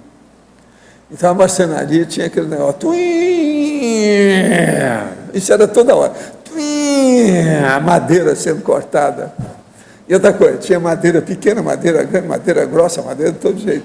A marcenaria era tão grande que pegava de uma rua até a outra, atravessava o quarteirão inteiro. Era maior que havia na área toda. Então eu via aquilo dia e noite, mas principalmente era mais até a tarde. E no início, na noitinha, que eles trabalhavam muito. Agora, o que era engraçado é, a serra que faz mais barulho não é a serra grande, que serra tronco desse tamanho, não. É aquela pequenininha que faz assim, ó. Pelo menos na época da minha infância, era, hoje eu não sei como é que é, mas é uma que parece uma fita. Aquela é terrível. Aquilo vai aumentando. Então eu estava acostumado com barulho. A minha infância toda teve muito barulho. Lá eram as serras, em Uberaba era a sineta. A sineta. Agora, a sineta acabava às vezes 11h30 da noite, era a última que havia. E começava às 7 da manhã. Das 7 horas até às 11h30 tinha sineta o dia inteiro. E outra coisa, com o passar do tempo eu pensei que aquilo fosse melhorar, não, piorou tudo. Por quê? Aumentaram os cursos no educandário, depois se transformou na universidade, né? Mas aquele monte de curso, então tinha aula o dia inteiro, tinha aula em fim de semana, às vezes tinha aula até nos domingos. Como é que faz? Aula prática. Outra coisa, nessa ocasião, eu não sei se tem hoje, mas o curso secundário, ele tinha, por exemplo, aulas de trabalho manuais. Então, a gente aprendia a fazer cinto, a costurar, uma opção de coisa, todo mundo, homem e mulher. Isso fazia parte dos negócios. Outra coisa que havia pré-militar. Você era obrigado a participar de marcha, tudo. Tinha as preleções de civismo sobre o processo cívico da pessoa, porque foi depois da guerra. O Brasil tinha muito disso, hoje não tem mais isso. Agora, trabalho manual, vocês acham que ainda tem? Eu não sei, no curso secundário tem? Não tem mais não, né? Isso havia também. Eles explicavam muito. Eu aprendi a fazer cinto. Eu fiz um cinto todo trançado, sabe? Agora, de macho, né? Eu queria mostrar o negócio que foi feito. Professor, mais uma coisa. Quando o senhor falou aqui, isso não é para mim, isso é o ônus do não, né? É. Como que o senhor mediou essa situação com as pessoas? A primeira coisa, eu fiquei mais calado, cortei um pouco as minhas relações sociais, especifiquei muitas pessoas que me entendiam mais. Agora, eu queria deixar algumas, mas não tinha jeito, que elas eram apegadas comigo, principalmente devido aos processos de estudo, coisa nesse sentido. Então, isso aí eu sempre tinha contato. Agora, eles viam que eu era uma pessoa ocupada e que gostava muito de ler, muito de pesquisar, muito de debater, de estudar e tal. Então, isso também atraía o povo. Foi assim que eu tive o contato no primeiro ano, eu tinha 12 para 13 anos, com a IEC. Entendeu? Teve várias pessoas que eu lembro bem delas, direitinho. Agora, tudo isso me ajudou demais. Eu vou te contar, com o passar do tempo, eu me acostumei com aquilo. Quando eu saí de lá, é por isso que eu acho que me deu o infarto do miocárdio. Eu comecei a trabalhar demais para fazer assistência aos outros, porque eu não estava mais dentro daquele, vamos dizer, circo. Você está entendendo? Circo da Fórmula 1. Aquilo era pior do que o circo da Fórmula 1. Aquele monte de... A universidade, o processo todo, aquele monte de gente. E eu lá dentro da administração. E outra coisa séria. Quando foi fundada a faculdade, quer dizer, mais ou menos 7 anos, eu comecei também a trabalhar na Faculdade de Medicina.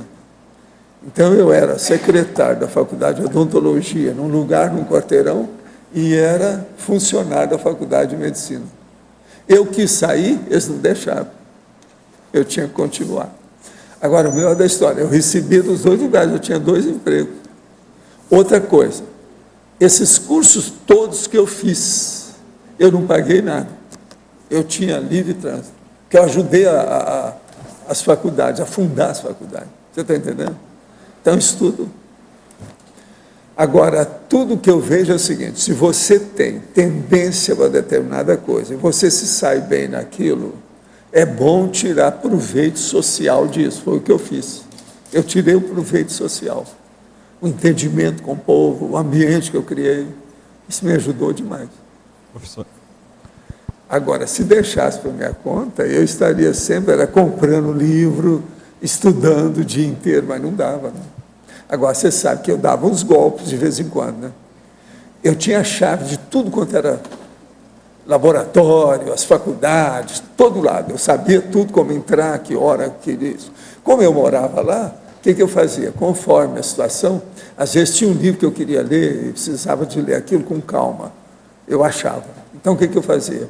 Entrava dentro de um desses anfiteatros que eu tinha a chave, que não ia usar tão cedo, que eu conhecia todos os horários, trancava o anfiteatro comigo lá dentro. E eu lia o negócio quietinho lá. Ninguém via nada. De vez em quando eu tinha que dar um golpe. Aí eles perguntavam, o que houve com você? Eu falei, não, eu tive que ir ao correio, tive umas coisas para fazer. Pronto. Era um jeito, tinha que dar uns golpes. Porque por todo lado que a gente aparecia, tinha gente atrás da gente. Eles me tiravam das aulas que eu estava assistindo para ver alguma coisa da administração. Isso era o ano inteiro. Entende? De modo que a vida que nós temos aqui hoje é uma bênção. Eu passo horas sem ninguém, só com as consciências, para poder trabalhar. Isso é o máximo. Obrigada, professor.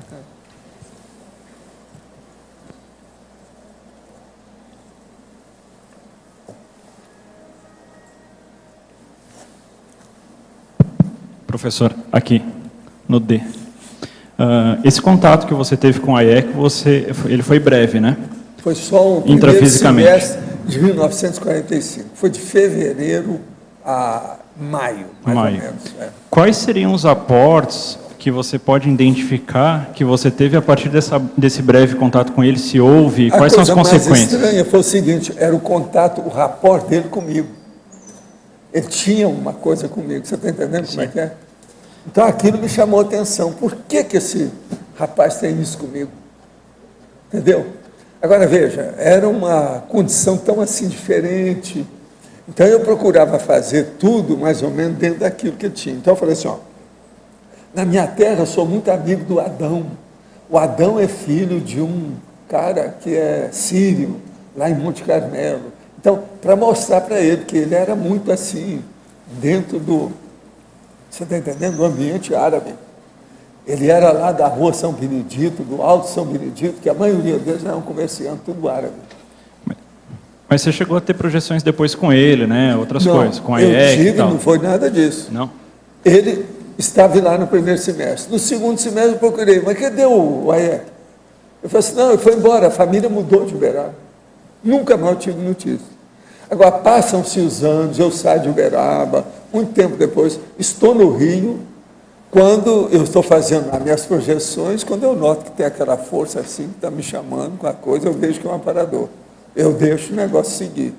Daí a pouco eu chego no lugar, tinha lá uma instituição extrafísica, uma Comunex e tal, e eu vou entrando. A hora que eu entro, estou muito lúcido, bem consciente, aquela coisa toda. Quando eu olho assim, ó, tinha uma espécie de um pavilhão com lugar lá que eles estavam estudando. E outra coisa, o povo tudo muito compenetrado, tudo sério, como se estivesse fazendo uma pesquisa. Aí eu olho, examino bem, veja se o cara que estava falando para aquele povo todo lá, aquele conjunto, eu falei assim, gente, eu conheço esse cara. Aí comecei a pensar quem era, aí veio, não, é o Hayek. Aí eu chego para ele e falei assim, mas vem cá, Hayek, você está fora do corpo com essa lucidez toda? Eu falei assim, não, Val, eu morri há muito tempo. Ah, é? Foi eu te puxei lá para você ver aqui as coisas, como é, o que nós estamos fazendo. Você dá uma olhadela aqui, depois você vai lá fora e vê uma daquelas árvores. Aí você pega um dos galhos da árvore. Pode ser um galho da própria árvore, se você pegar, ela cede para você o galho na hora. Ou senão você pega um galho que esteja no chão. As árvores eram todas luminosas. Aquilo é como se fosse uma abajur, alguma coisa assim. Todas eram assim. E na hora que eu fui embora, eu olhei tudo que havia. Vi que o negócio era de pesquisa, era tipo ambulatório, e laboratório, e gente, e consciência muito compenetrada, tudo sério. Eu estava me sentindo fora, um peixe fora d'água.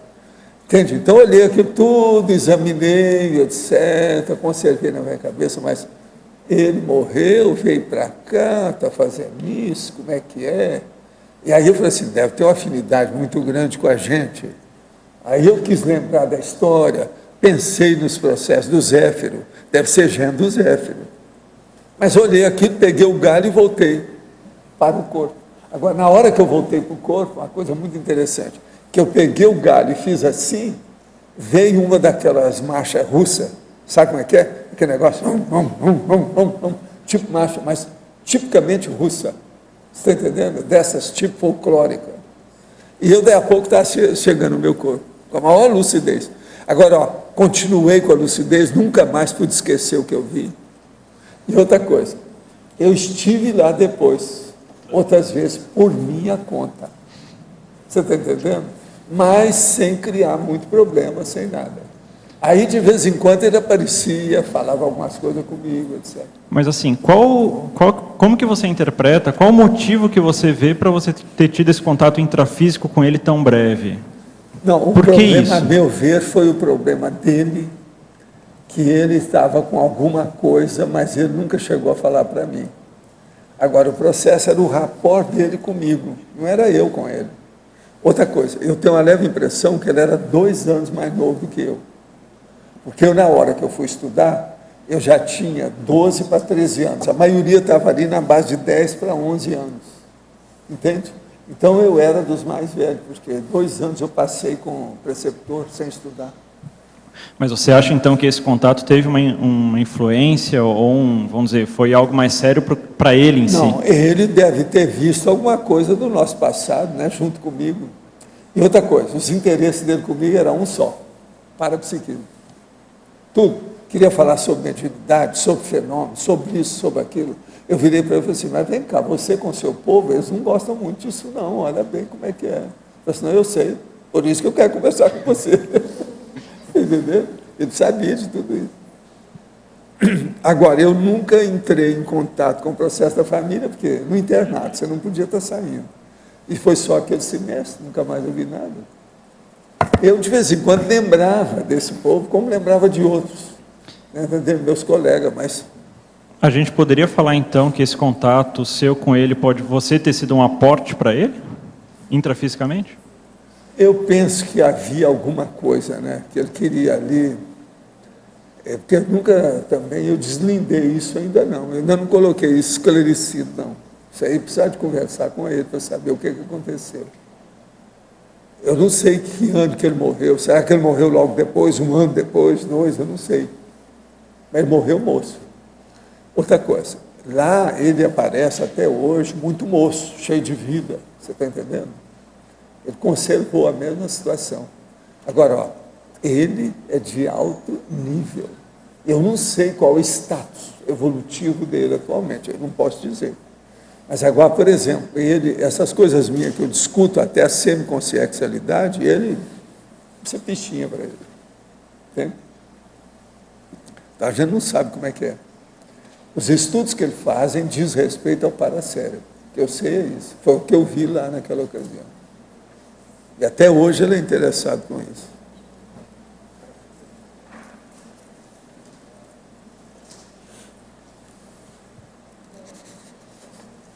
Queria que você falasse a respeito das diferenças ou até das semelhanças do tropismo, o fototropismo. Por que é diferente? O que tem a ver com o tactismo? Isso. A diferença principal é em relação ao movimento do organismo. Então, por exemplo, eu acho que eu citei aí, Entendi. Existem aqueles casos de energotropismo com a gente mesmo. Por exemplo, você está passando no local, vira de lado, vira a cabeça espontaneamente, e você dá de cara com um livro que você estava, aquele tema... Na sincronicidade. Uma pessoa, exato, que diz respeito à sincronicidade. Então, na hora que você se movimenta, mas sem ir até aquele local, ele se chama tropismo. Então, o tropismo é só o movimento. Isso pode acontecer, nesse caso, assim, com gente que pode se movimentar, mas é só o movimento do corpo. No caso da planta, é isso que ocorre. Quando tem um foco de luz, ela se movimenta, mas desloca, não sem deslocar o corpo. É só o movimento do corpo.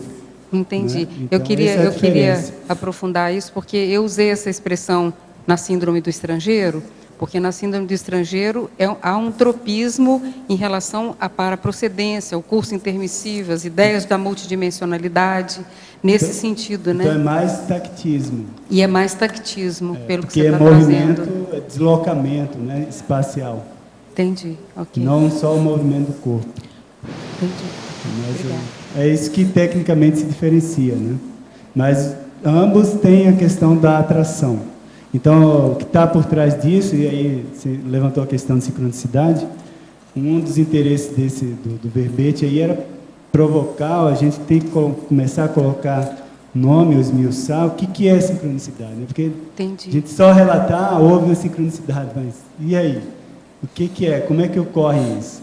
Então, é uma tentativa de a gente começar a entrar um pouco na fisiologia de sincronicidade, né? Que é energia e informação. Isso aí, há movimento, há conexão, mas a gente precisa entrar mais nisso. Eu sinto falta de mais informações fisiológicas ou parafisiológicas sobre isso aí. Então, isso é um esboço para a gente, sei lá, não, mas eu vi tentar que já expande bem, e a questão que você usou muito no verbete do aconchego, a busca de aconchego. Quer dizer, isso tem relação com a interassistência.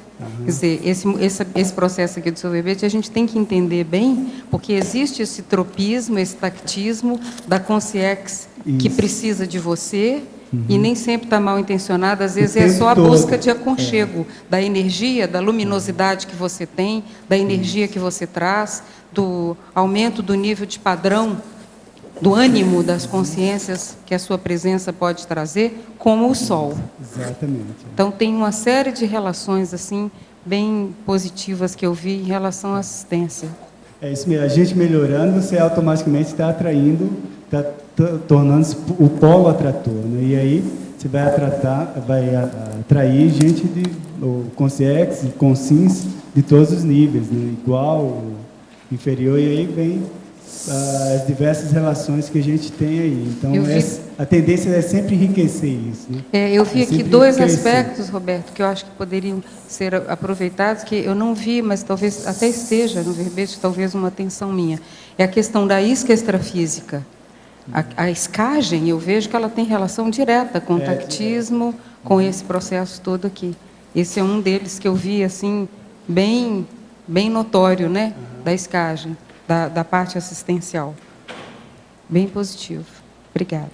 Eu queria também para o professor Valdo, se ele puder me responder aqui, sobre o do dicionário, se a gente pode interpretar isso aqui, Valdo, na argumentação desse monoideísmo, como também a técnica da circularidade, o uróboro introspectivo, se ele entra aqui como uma possibilidade de aplicação disso.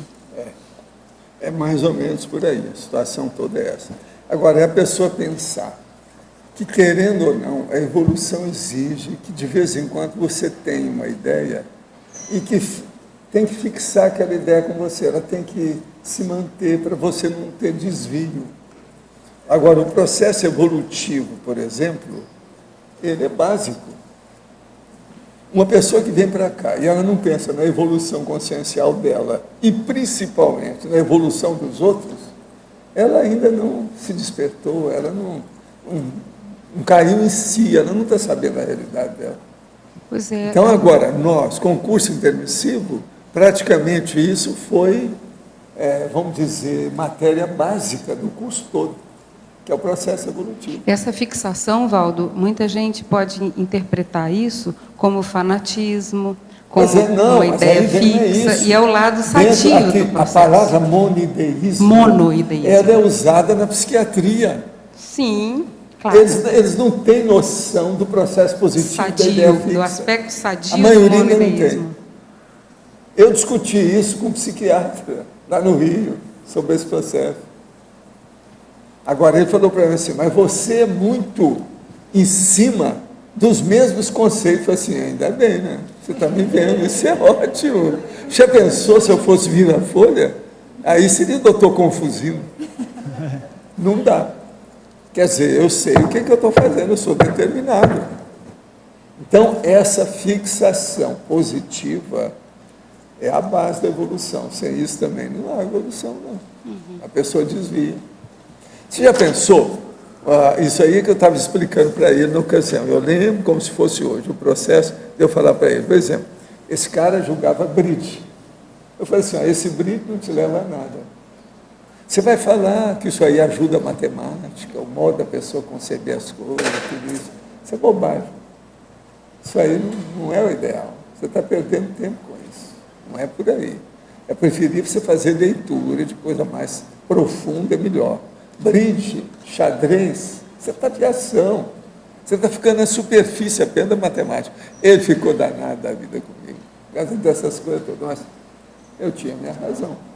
Então eu virava para ele e falei assim, você como psiquiatra, perder tempo com bridge, me perdoa. Agora, eu já vi tudo em psiquiatria, né? Eu conto o caso daqueles dois psiquiatras, o casal que foi lá no Instituto para falar comigo, lá em Ipanema. E a mulher, então, que trouxe o homem, porque estava muito preocupada com ele. Ele tinha 42 anos, eu não posso esquecer isso nunca. Foi só uma vez que eu vi o casal. Ela falou assim, olha, o nosso problema aqui, nós dois somos psiquiatras, nós sabemos que você já trabalhou como psiquiatra. Eles conheceram coisas minhas do passado com amigos dele, que era amigo nosso, amigo comum. Então, eles já chegaram sabendo quem eu era. Então, nós queríamos a sua opinião sobre isso, porque você estuda outros aspectos, etc. Aí, ela toma a palavra e fala, o meu problema aqui e o problema dele, de meu esposo, é um só, é ele. Ele é psiquiatra, tem 42 anos, tem até artigo no exterior sobre o processo da psiquiatria, dá aula sobre psiquiatria, e tem uma série de condições disso aí. E outra coisa, ele está até tensionando agora escrever livro, mas ele tem uma coisa que ele não consegue. Aí eu virei para ele assim, é a onicofagia. Eu disse, eu já vi que é pelo jeito dele, você está falando, logo que entrou, meu olho clínico, ele escondia as mãos, você está entendendo? Você via direitinho que ele estava preocupado com aquilo. Agora você deixa eu ver suas mãos, moço, está tudo ruim. Então você veja, são coisas assim suaves. A pessoa, só porque obteve o diploma de psiquiatra, não quer dizer que por dentro ela não tem fissura ou algum processo, você está entendendo? De lacuna que precisa ser preenchida. Modo que a gente tem que ver isso aí. Agora, esse meu problema de monoideísmo é antigo.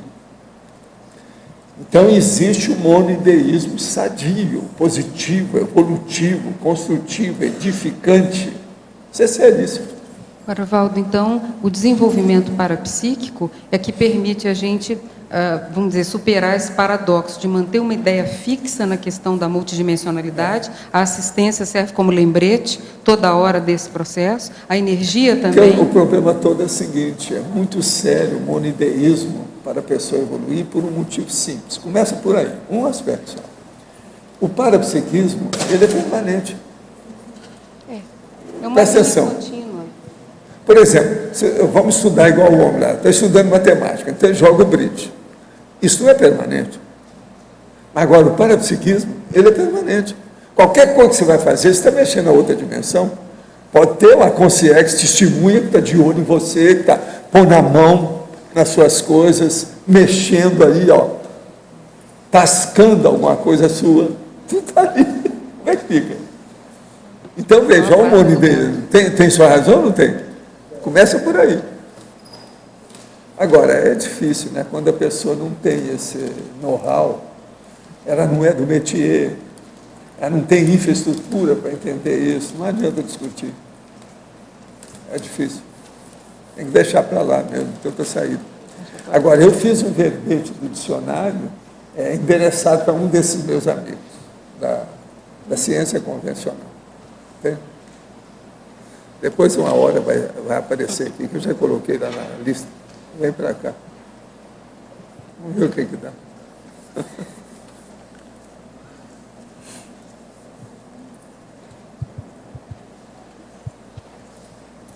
Gente, vocês podem resolver aqui. Vocês ainda têm ainda 6 minutos com o Roberto. Aproveita o cara.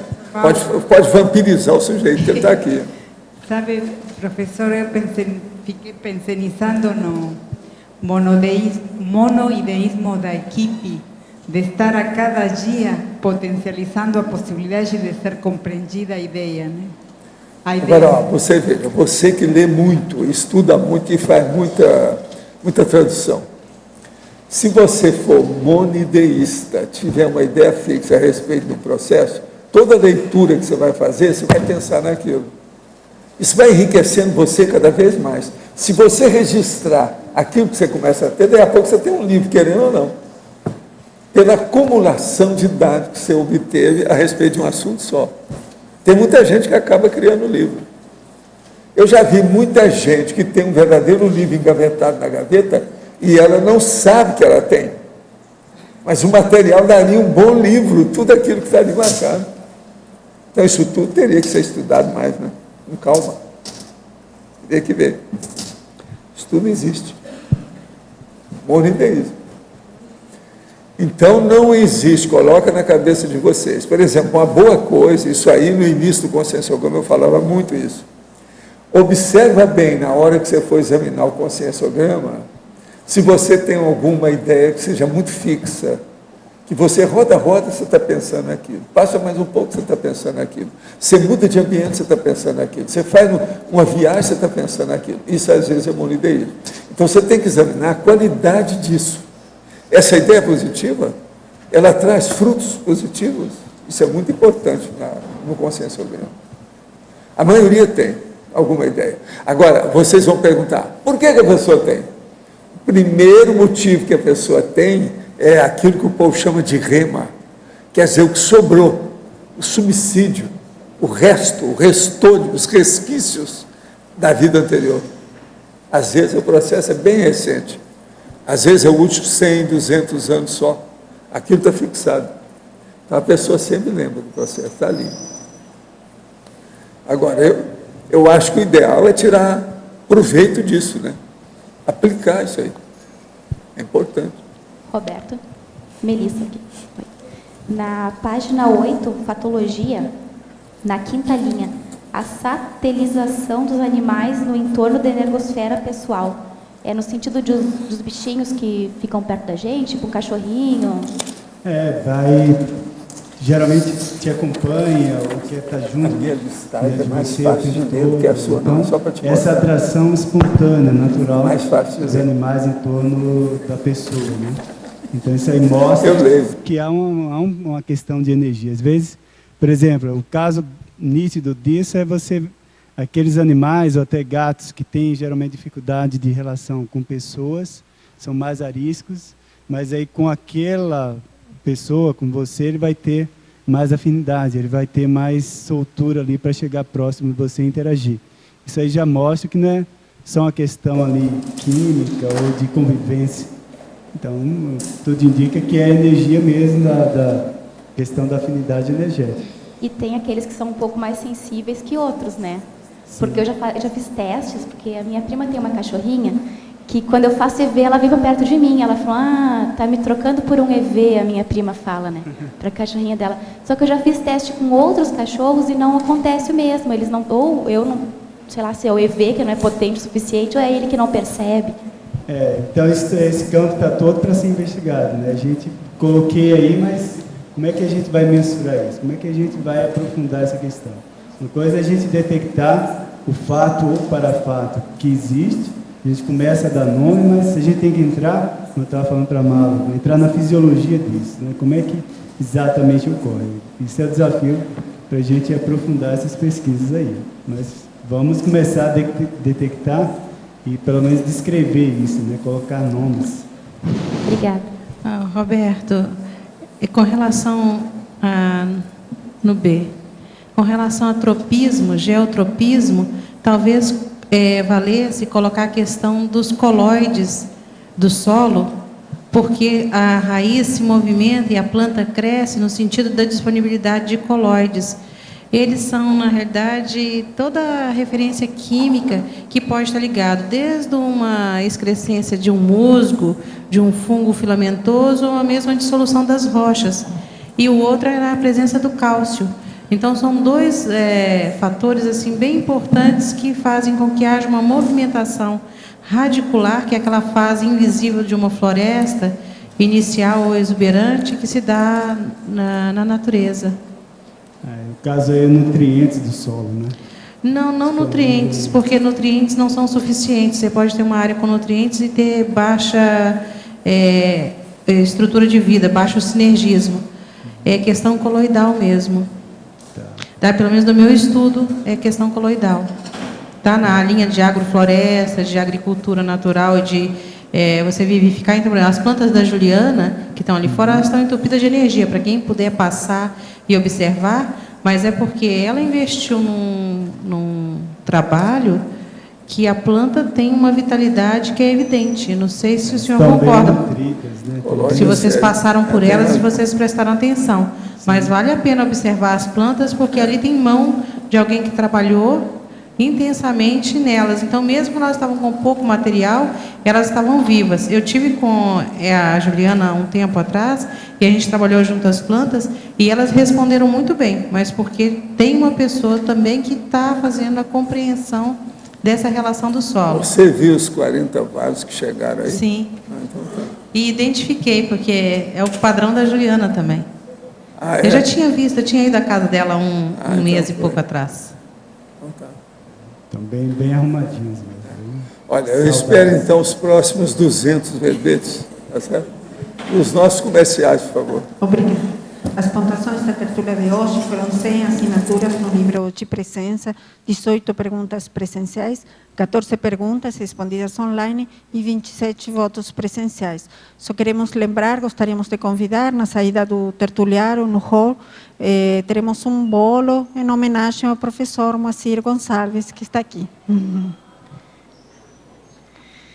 Hoje vamos ter 5 recados. Verônica, cursos IAC Florianópolis, a mim, curso 40 manobras, Cristiane e Regina, Anatomia e Fisiologia da Linguagem, Cícero, cursos Apex, Igor e Tiago, curso Teoria e Prática da Inversão Existencial. Só queríamos lembrar também que, visando atender melhor aos teletertulianos, no mundo, estamos também trabalhando para disponibilizar um canal de transmissão ao vivo no YouTube. E para isso precisamos de ter aproximadamente 1000 inscritos no endereço www.youtube.com/tertuliarium.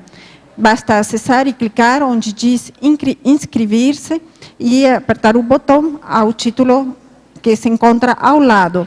E dessa forma você também passará a receber as atualizações do canal. Obrigada. E antes, os amigos da enciclopédia. Boa tarde. O nosso recado hoje é para você, teletertuliano, que está assistiu a tertúlia e vai assistir os recados. A gente quer convidar você a se tornar amigo da enciclopédia. Se você não conhece esse programa, se você é novo aqui na Conscienciologia, o programa Amigos é o arrimo, é o sustento, é a base financeira da produção da Enciclopédia da Conscienciologia e inclui também o tertuliário e a transmissão das tertúlias e o verbete impresso que você recebe quando vem a Foz do Iguaçu e vem pessoalmente às tertúlias. Então, seja também mais um mantenedor, colaborador da enciclopédia e de toda a estrutura de produção, que inclui tertuliário, holociclo e holoteca, se tornando amigo. É muito fácil, ligue para o CAEC no 45 35 25 26 52 e saiba sobre condições de pagamento e o valor da adesão, que tem um período anual. Obrigada. Boa tarde a todos. Este é mais um convite para as pessoas que se manifestaram com interesse de fazer o curso Energizador Lúcido e o curso do Estado Vibracional nos dias 17 e 18 de março em Florianópolis. A IAC, em parceria com o IPC, estão realizando esse curso. Nós estamos já acima dos 80 inscritos nos cursos e o auditório tem uma capacidade limitada. Então, nós gostaríamos de pedir para as pessoas que ainda não fecharam sua inscrição para que o façam de uma vez, já que não podemos garantir que no dia do evento vai ter espaço suficiente. Quando o curso aconteceu aqui em Foz do Iguaçu, nós tivemos 50 inscrições de um dia para outro no dia anterior do curso, e aqui é mais fácil acomodar as pessoas, porque a gente está no discernimento, mas está em casa, é muito mais flexível. Mas já em Florianópolis é um auditório da FEComércio, vai implicar mais trabalho para a equipe de Florianópolis, então nós pedimos que, por favor, fechem suas inscrições o quanto antes. E, claro, no dia do evento, se tiver ainda vaga, também estaremos abertos a recebê-los. Esses cursos não têm outra data para acontecer ainda no Brasil este ano. O curso Energizador Lúcido é um curso inédito dos professores Wagner Alegretti e Nancy Trivelato. Então, mais uma vez, convidamos a vocês a aproveitar esta oportunidade rara. Obrigada. Boa tarde. Eu convido a todos a participarem do curso 40 Manobras Energéticas. Esse é um curso sem pré-requisito, oferecido pelo professor Epicom Mário Oliveira, e vai acontecer no mês de abril, em 2 datas e 2 localidades distintas. Aqui em Foz do Iguaçu, uma parceria ACIP-CAEC, ele ocorre do dia 5 a 8 de abril, nos feriados da Semana Santa. E em São Paulo, especificamente na cidade de São José dos Campos, ele vai acontecer numa versão mais compacta de 3 dias, para aquelas pessoas que não podem parar, os paulistas, nos dias 13 a 15 de abril. As inscrições em Foz do Iguaçu são no CAEC, telefone 45 35 25 26 52. E as inscrições para o curso em São José dos Campos pode ser feita em São Paulo, no telefone 11 32 87 97 05, isso é IPC São Paulo, ou diretamente em São José dos Campos, no telefone 12 91 05 05 33. Obrigado e até lá. Boa tarde a todos. Eu venho aqui fazer um comunicado que o Programa de Iniciação Paracientífica, o próximo módulo temático, Anatomia e Fisiologia da Linguagem Gráfica, está lotado, isso é, nós lotamos todas as inscrições. Porém, como nós estamos tendo muita procura, a gente abriu mais 5 vagas. Então, essa semana, quem nos procurou e não tinha vaga, ou aquela pessoa que tem interesse, nós abrimos mais 5 vagas. Então, nós estamos convidando a vocês para essas 5 vagas. A professora Cristiane Aranda falará um pouco sobre o curso. Obrigada. Então, o curso Anatomia e Fisiologia da Linguagem Gráfica, nós gostaríamos de chamar a atenção de todos para a condição da linguagem gráfica como um meio de interação entre as pessoas, né? E um questionamento, vocês já pararam para pensar sobre o que acontece com a nossa cognição nos aspectos paragenéticos e mnemônicos no momento da leitura, da escrita e da cópia? Esse é um dos questionamentos que nós vamos tentar responder no curso, né? E neste curso nós faremos também um descortínio sobre a estrutura e o funcionamento cognitivo durante o emprego da linguagem gráfica. Então fica o nosso convite. O curso será semana que vem, no sábado e domingo. As inscrições, como a professora Regina falou, as últimas vagas, né, as últimas 5 vagas, e as inscrições com os voluntários da Reconsciência. Aguardamos vocês. Obrigada.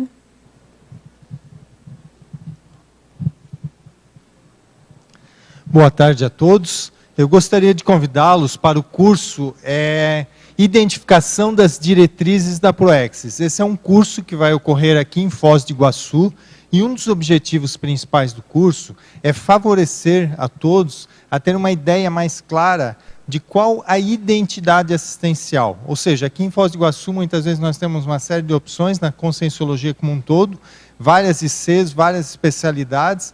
Então, esse curso ele trabalha com uma série de dinâmicas que vão favorecer a pessoa a caminhar numa linha de raciocínio para chegar melhor até, talvez até a própria cláusula pétrea da sua Proex. Vai haver uma turma especial, com condições especiais, facilitadas até em termos de inscrição, para voluntários residentes em Foz do Iguaçu. Então, fica o convite a todos. Um outro recado que eu queria passar aos teletertulianos é o curso Introdução à Programação Existencial. Esse é um curso que a Apex realiza na modalidade EAD, e ele vai ocorrer uma turma, agora a primeira turma desse ano, vai ocorrer a partir do dia 27 de março. As inscrições ou mais informações podem ser feitas através do site da Apex, no site, então, www.apexinternacional.org. Fica o convite, então, a esse curso na modalidade EAD de Introdução à Programação Existencial. Um último recado a todos os pesquisadores: nós estamos ainda com a chamada de trabalhos para o 2º simpósio de proexologia. As chamadas de trabalhos vai estar aberta, então, até o dia 31 de março. Mais informações também pelo site da Apex. Obrigado. Boa tarde. Estamos aqui para divulgar o primeiro curso que vai ser realizado no campus de Invexiologia. Vai ser um TPIE, Técnicas Práticas de Inversão Existencial, no dia 7 e 8 de março. Esse é um evento marcante para a gente da Sinvex, e é o primeiro curso que vai dar movimentação no campus, que a gente inaugurou, retomou aí as atividades há pouco tempo. E as vagas são limitadas. Quem tiver interesse, por favor, está entrando em contato através do cursos@sinvex.org. Eu vou passar aqui para o Thiago André, que vai ser um dos professores do curso. O curso Teoria e Prática da Invex ele é interessante pelo menos por 3 motivos, né? Um, para os alunos novos que têm interesse em conhecer como fazer para evoluir desde cedo, né, com mais produtividade. Em segundo lugar, também para os professores em formação e professores já formados em Conscienciologia, para conseguir compreender melhor essa técnica, conseguir passar melhor essa técnica para os alunos nos cursos de Conscienciologia de modo geral. E por último, também pelo fato de ser um evento marcante, né, na história da Invexiologia, porque vai ser o primeiro curso a ser realizado lá no campus de Invexiologia. Então, só ratificando, o curso vai acontecer no dia 7 e 8 de abril, as vagas são limitadas. Quem tiver interesse pode entrar em contato pelo e-mail cursos@sinvex.org. Obrigado. O verbete eleito para amanhã é Indústria Canina, especialidade zooconviviologia. Autora, professora Lilian Solé. Obrigada e boa tarde a todos.